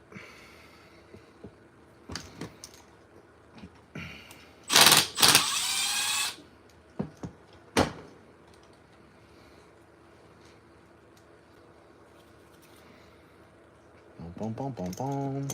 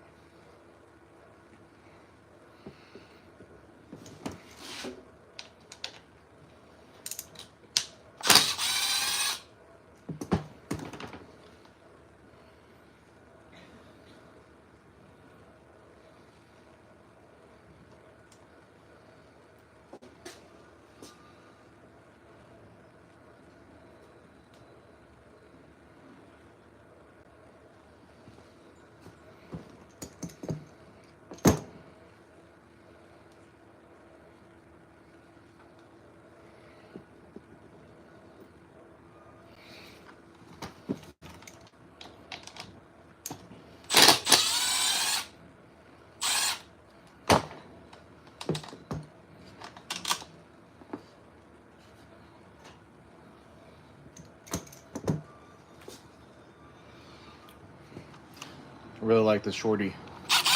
It's nice. I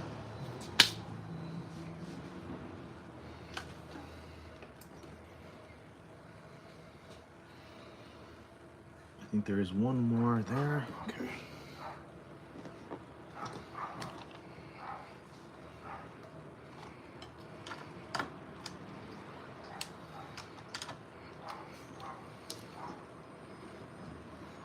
Just keep it in frame.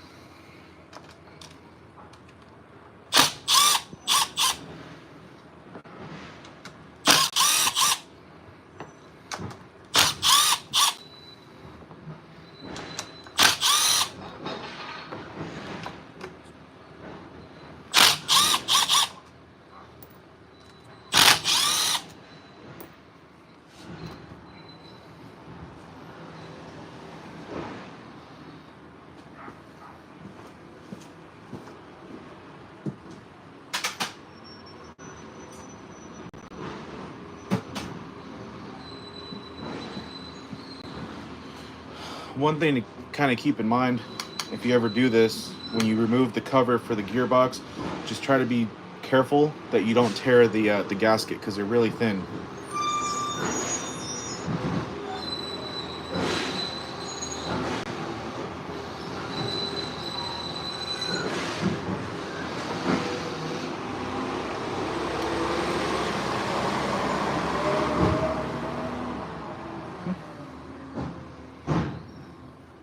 Okay, gasket is all good. Let's grab some of those shop towels.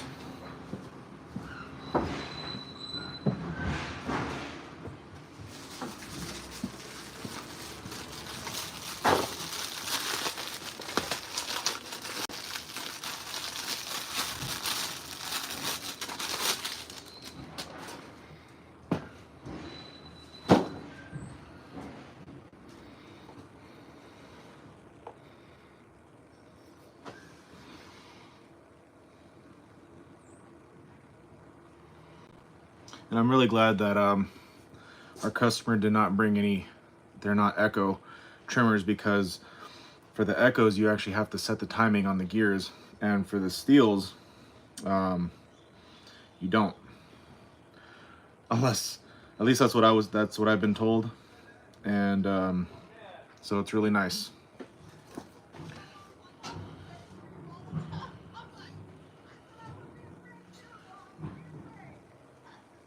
God, that woman is so annoying, I swear.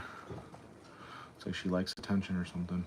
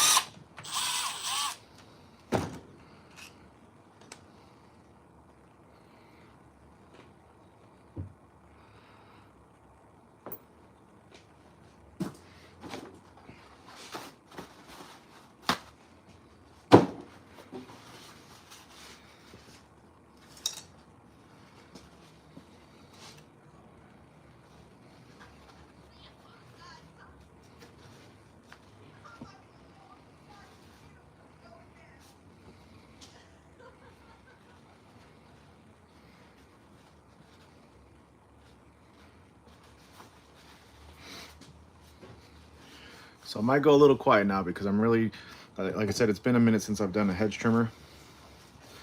So just trying to keep focus here.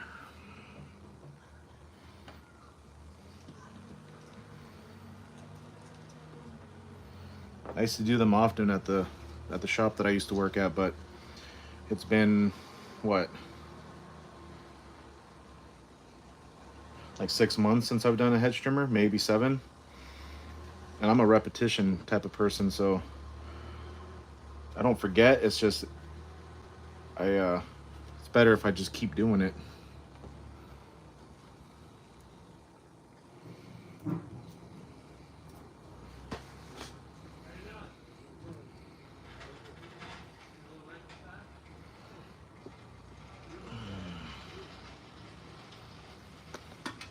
Whoa.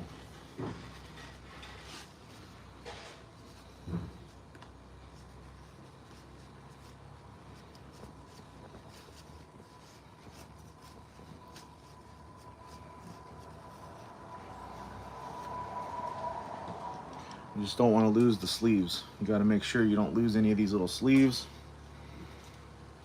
or spacers.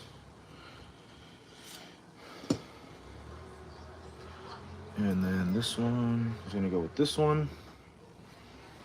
So remember, to remember where this screw goes. I'm going to put the sleeve on it.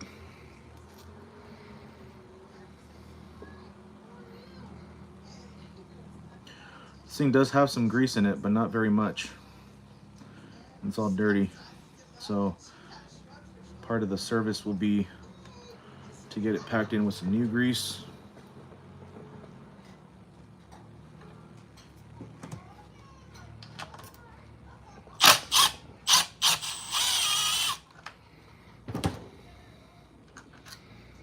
There's another sleeve.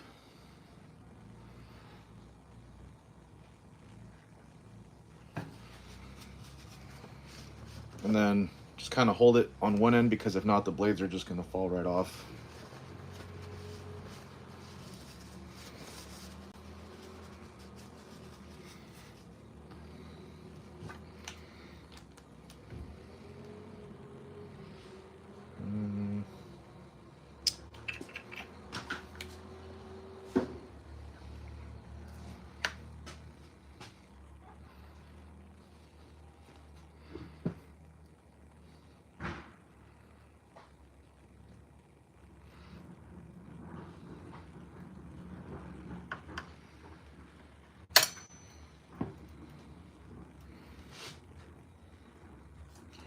So this is going to be the bottom.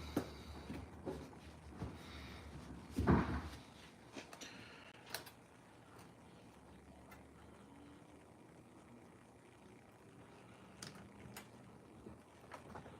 going to be the top.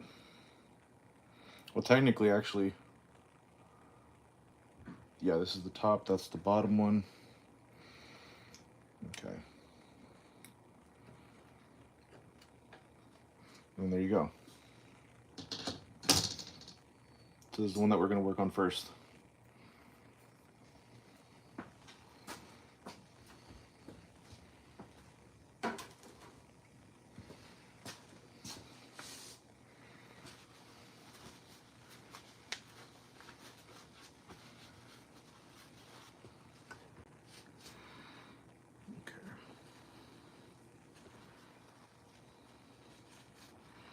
We'll clean out the grease when we go to reassemble it.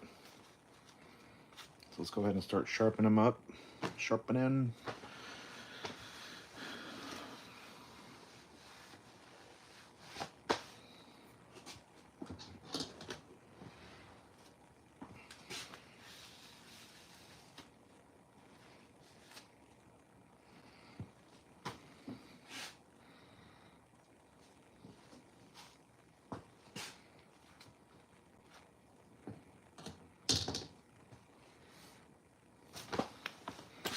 Cool beans.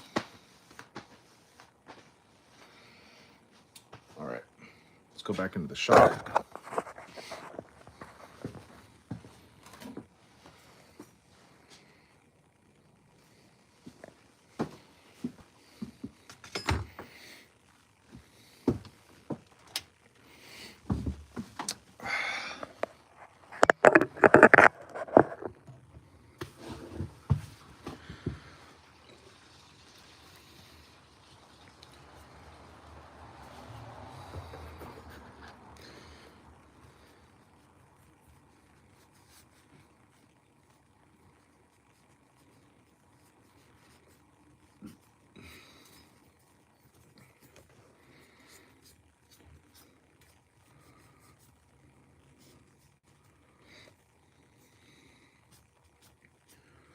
Just clean off the blades here a little bit.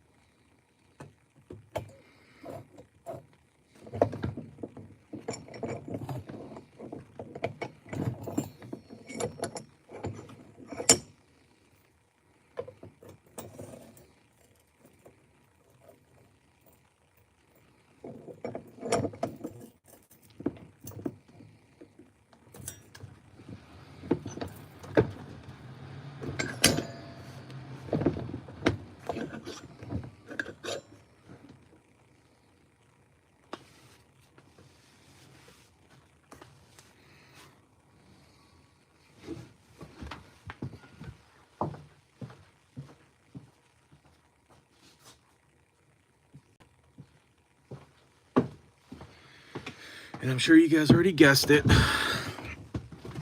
Picture time. Got to get that before and after.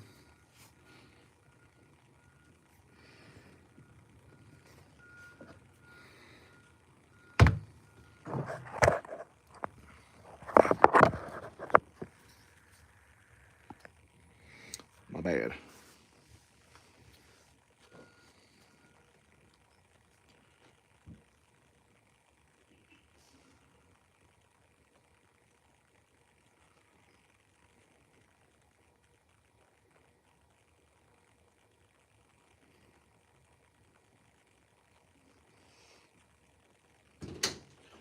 Probably gonna have some connection issues, but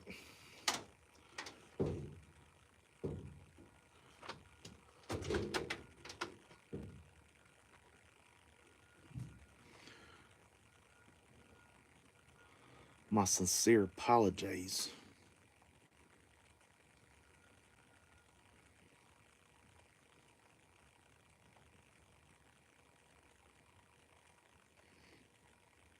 There we go.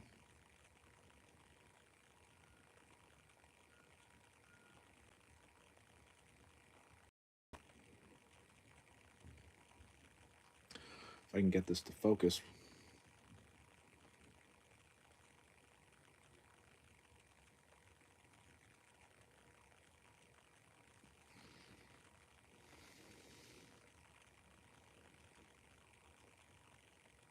Doesn't have to be perfect. I mean, we just got to get the point.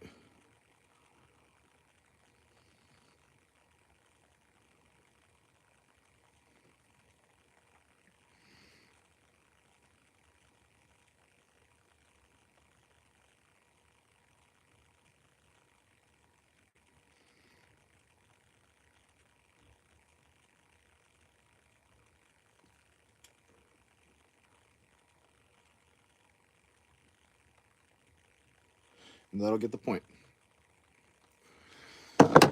Okay.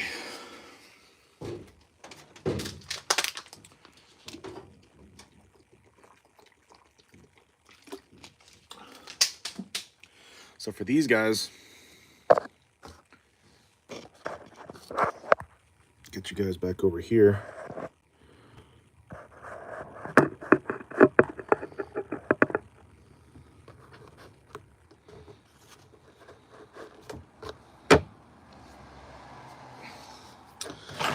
Gonna use the rotary, of course.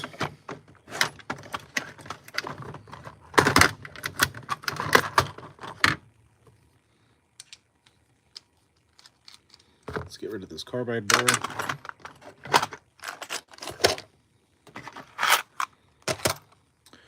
And for these guys, I'm going to use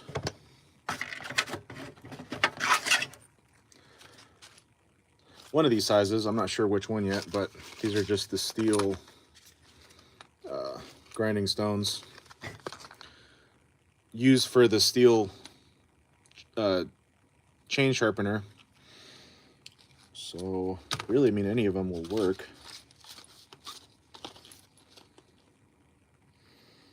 So there's ones for, you know, the 5/32, so your 3/8 low pro 1/4 inch, 3/16 for your 0.325, 13/64 for the 3/8, and then the 7/32 for the 404,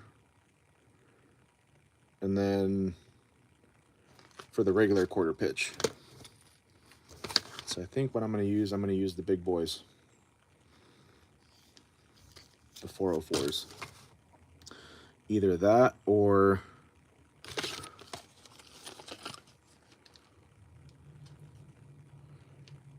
the 3/16. We'll see, but because all the other ones are going to be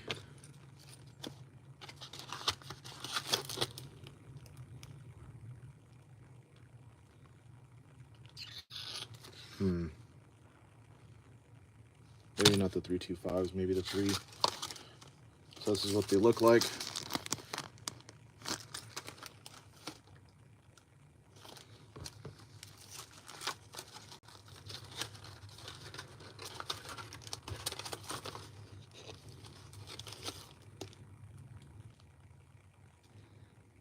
kind of feeling the vibe of the 3/16 or the 13/64.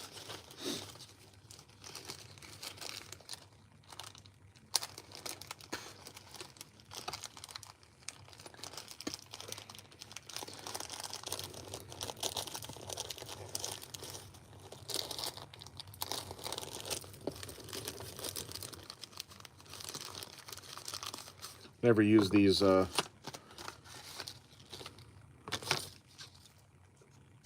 grinding stones before, so we'll see how they do.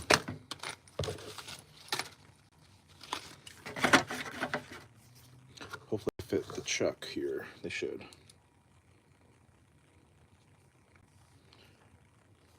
So again, this is for the steel manual sharpener, or the little sharpening tool that they have, electric sharpener.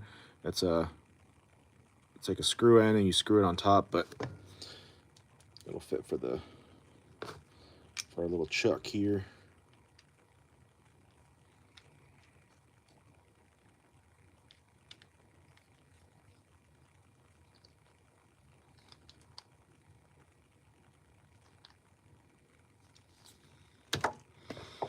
All right.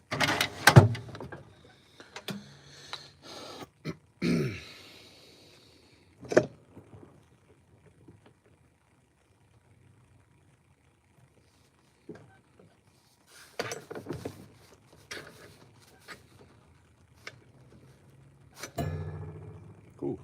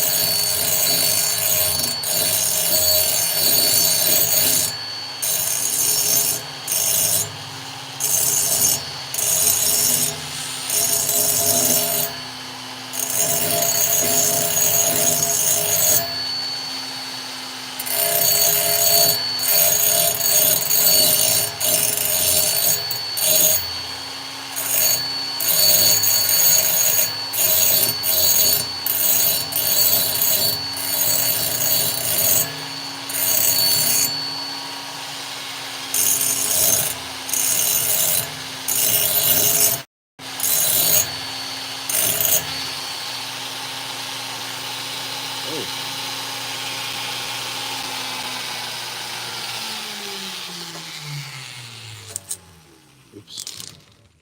I guess they're still a little sharp because I accidentally nicked it on the blade there.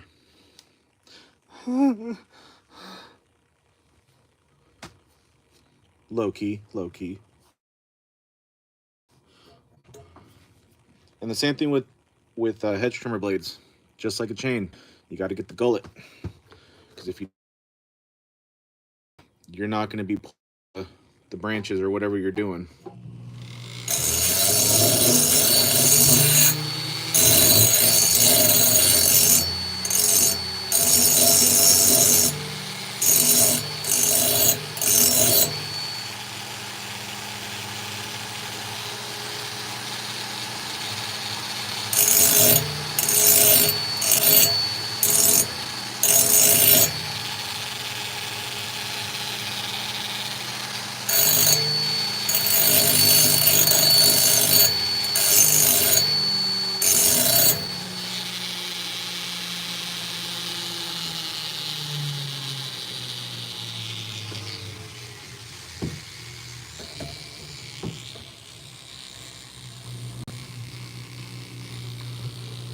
I think instead of having to do all this, I'll just flip them around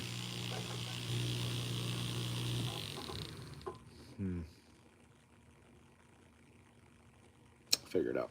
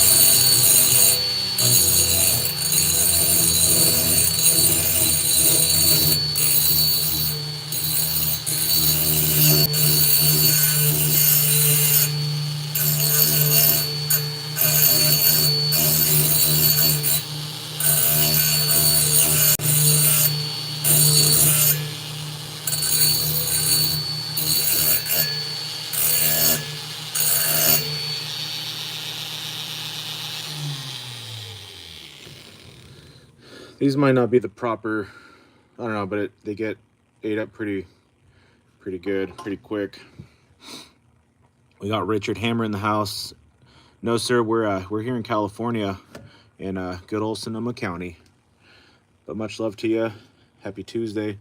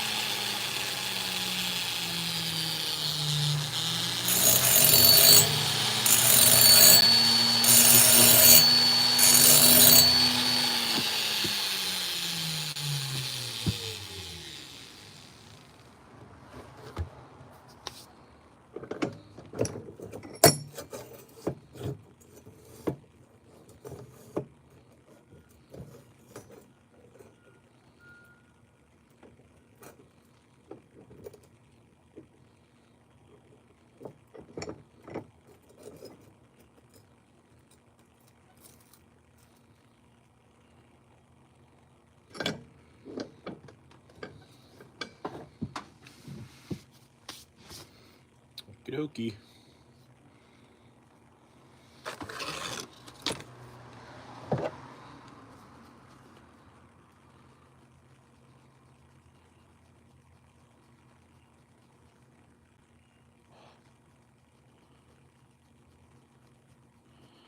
I always leave our Instagram folks. I never do live streams on Instagram just because they're not as cool as or as awesome as you guys are here, my YouTube family. But you know what? Let's get a little IG live and see what's going on. We'll do it on this phone here.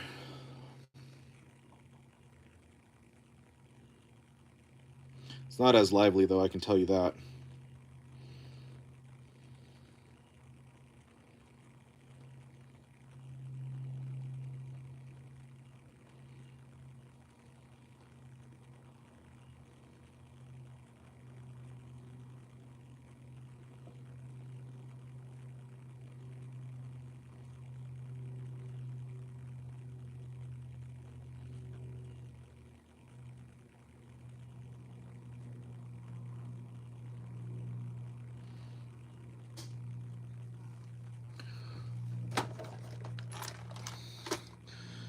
you know, I mean, it is lively, but not like you guys. You guys are the best. But all, like I said, all of our customers are on Instagram, and so it'd be cool to give them a little action as well.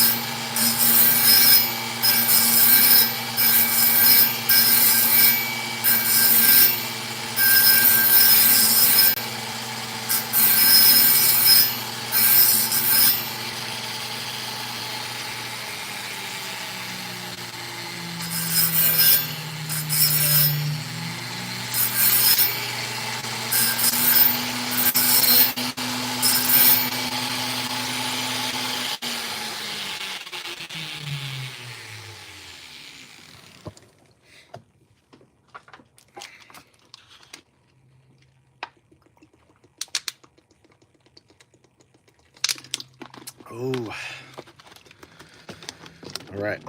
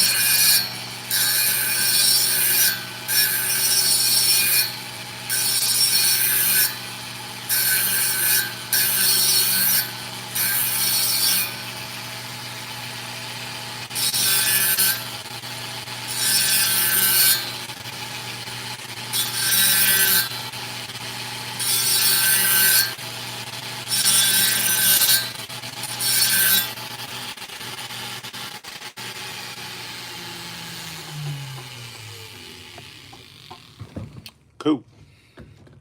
That's just one side of them.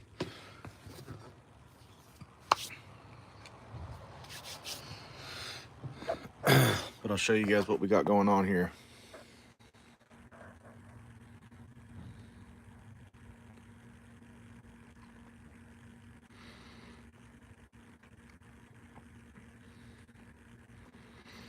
Kind of hard to tell. Still got to do the other side.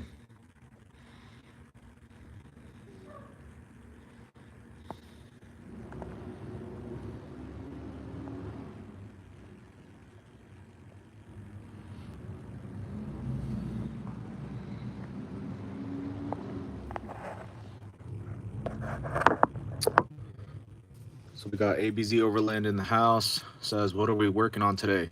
So right now we're working on HS82 steel hedge trimmer, just sharpening up the blades, and then after that, just service the gearbox, which basically is just clean out the old grease and then pack it in with some with new grease. So just plugging along on the sharpening.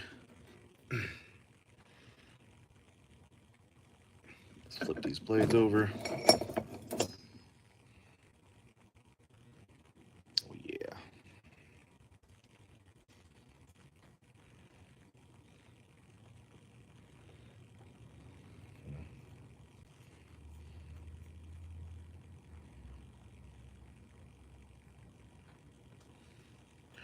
Alright, just leave them like that and then hit it from the other side.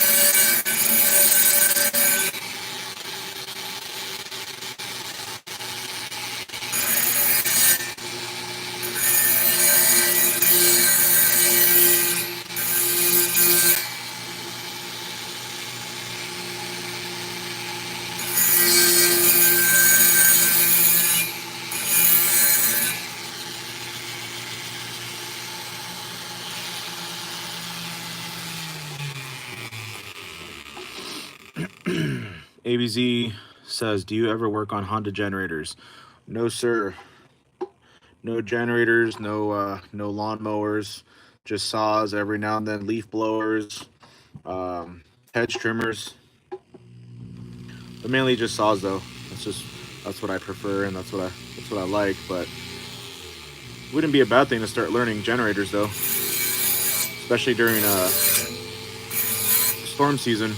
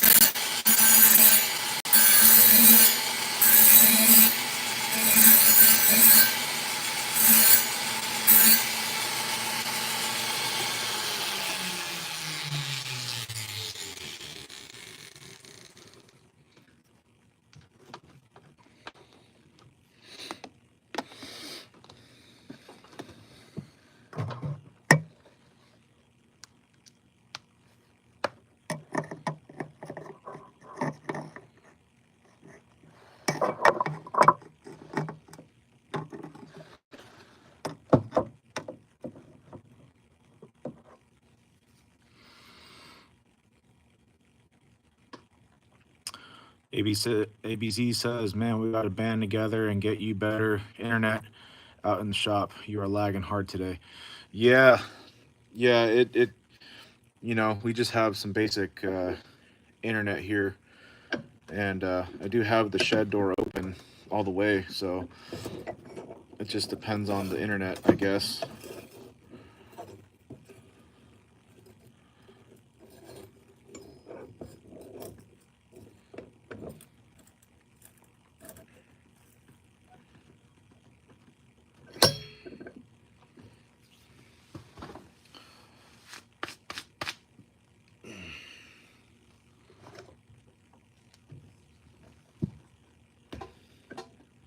We'll be all right.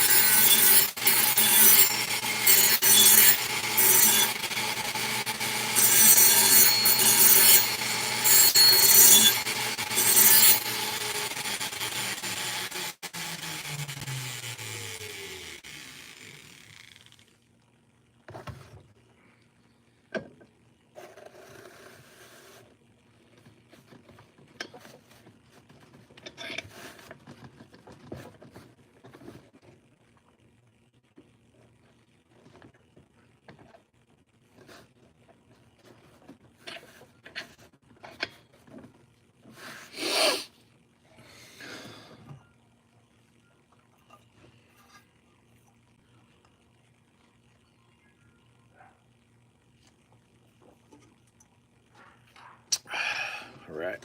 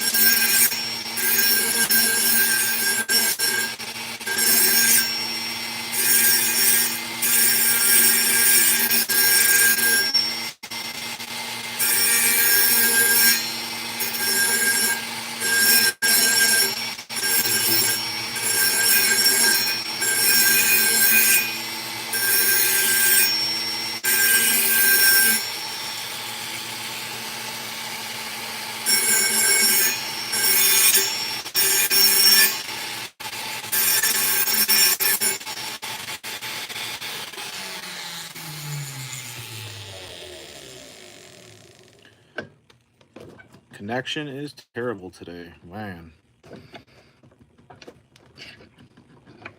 It's all good. We're here to work anyways.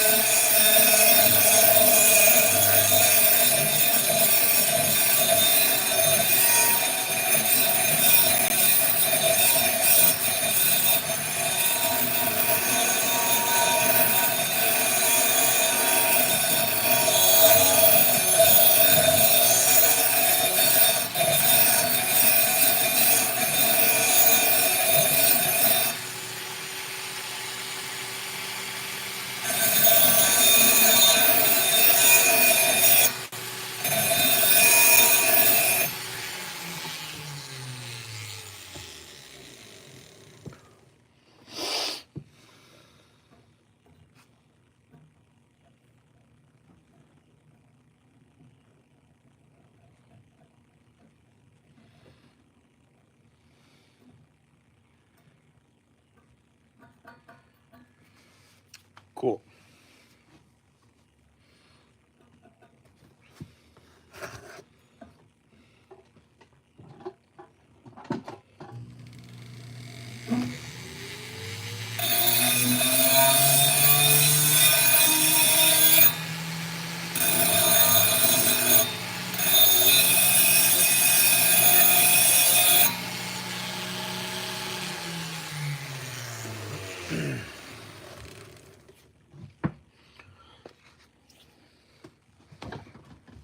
Alrighty, let's see.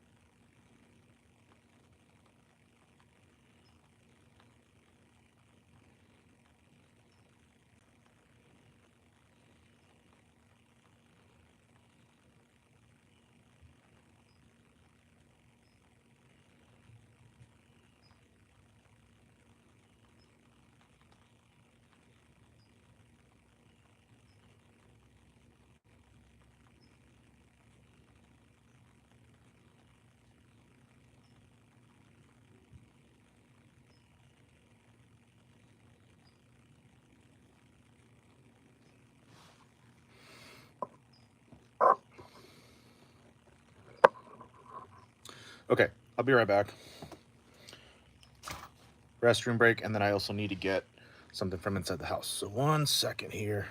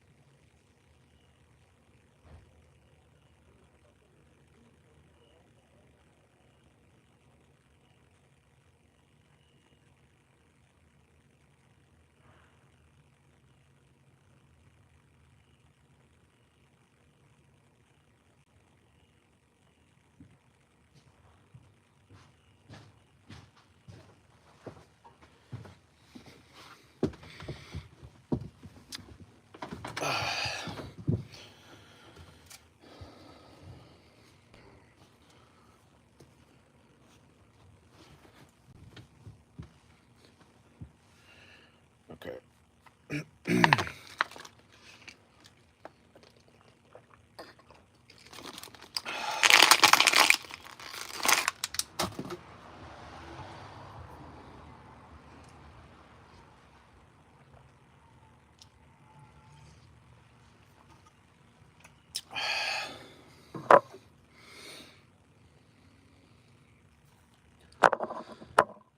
Okay, so I just went inside to go to the restroom and then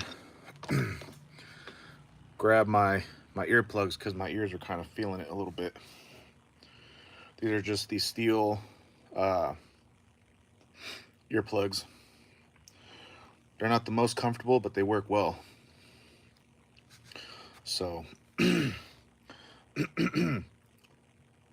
yeah, I can feel it a little bit.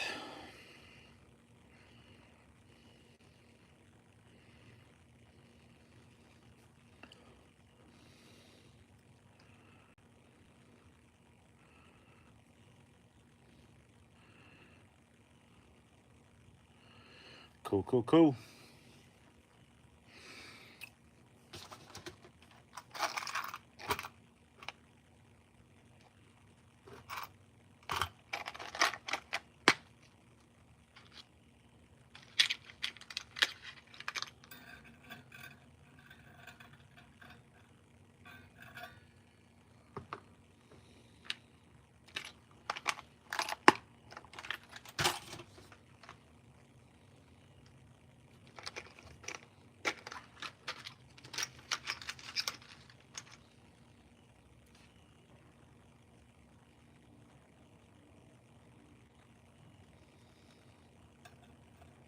I'm gonna try a different grinding stone.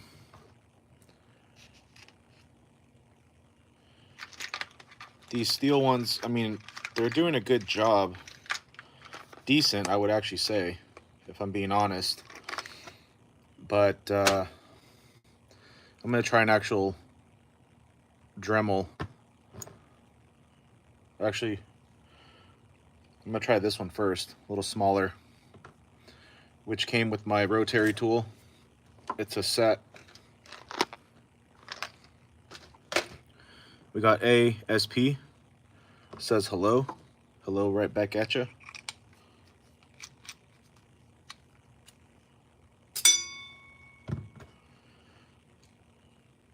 I'm gonna try this one first. It's not a Dremel brand, but it's a little bit smaller.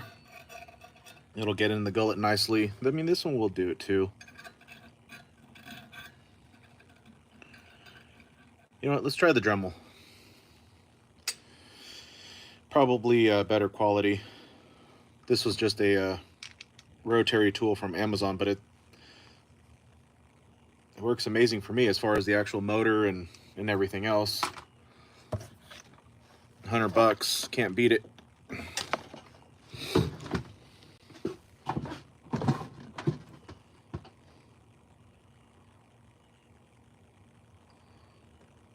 Let's just see what it does.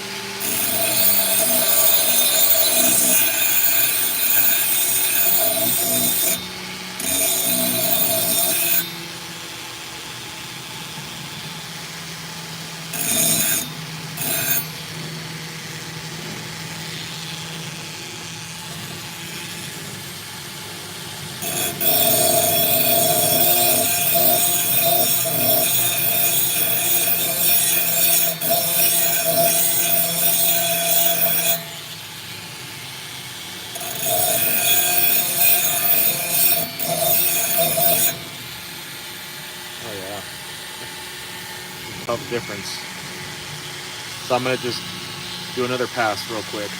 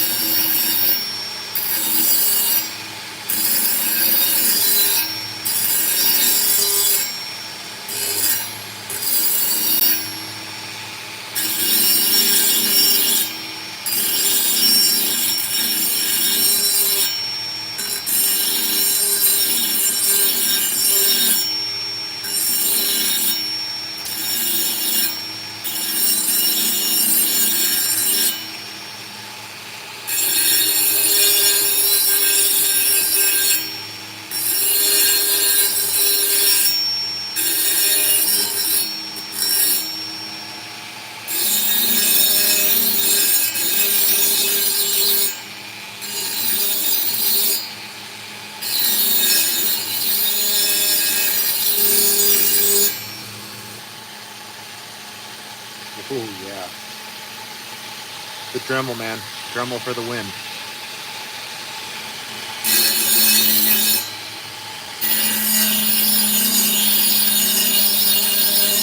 Or Dremel brand, I should say, for the win. Those steel ones, maybe for chains they're great, but not, I mean, better.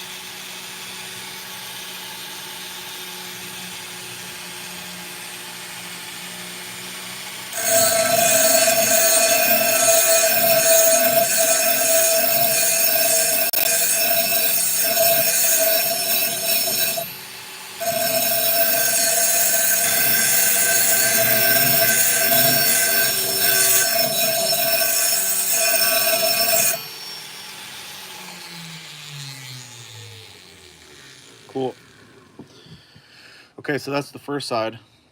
Now we got to flip it over. We have the other blades to do. But what I'm going to do is I'm going to just start another live stream and just call it hedge trimmer sharpening, blade sharpening. So for everybody that was watching, much love to you guys. Thank you for watching, and we'll see you in just a minute. Laters.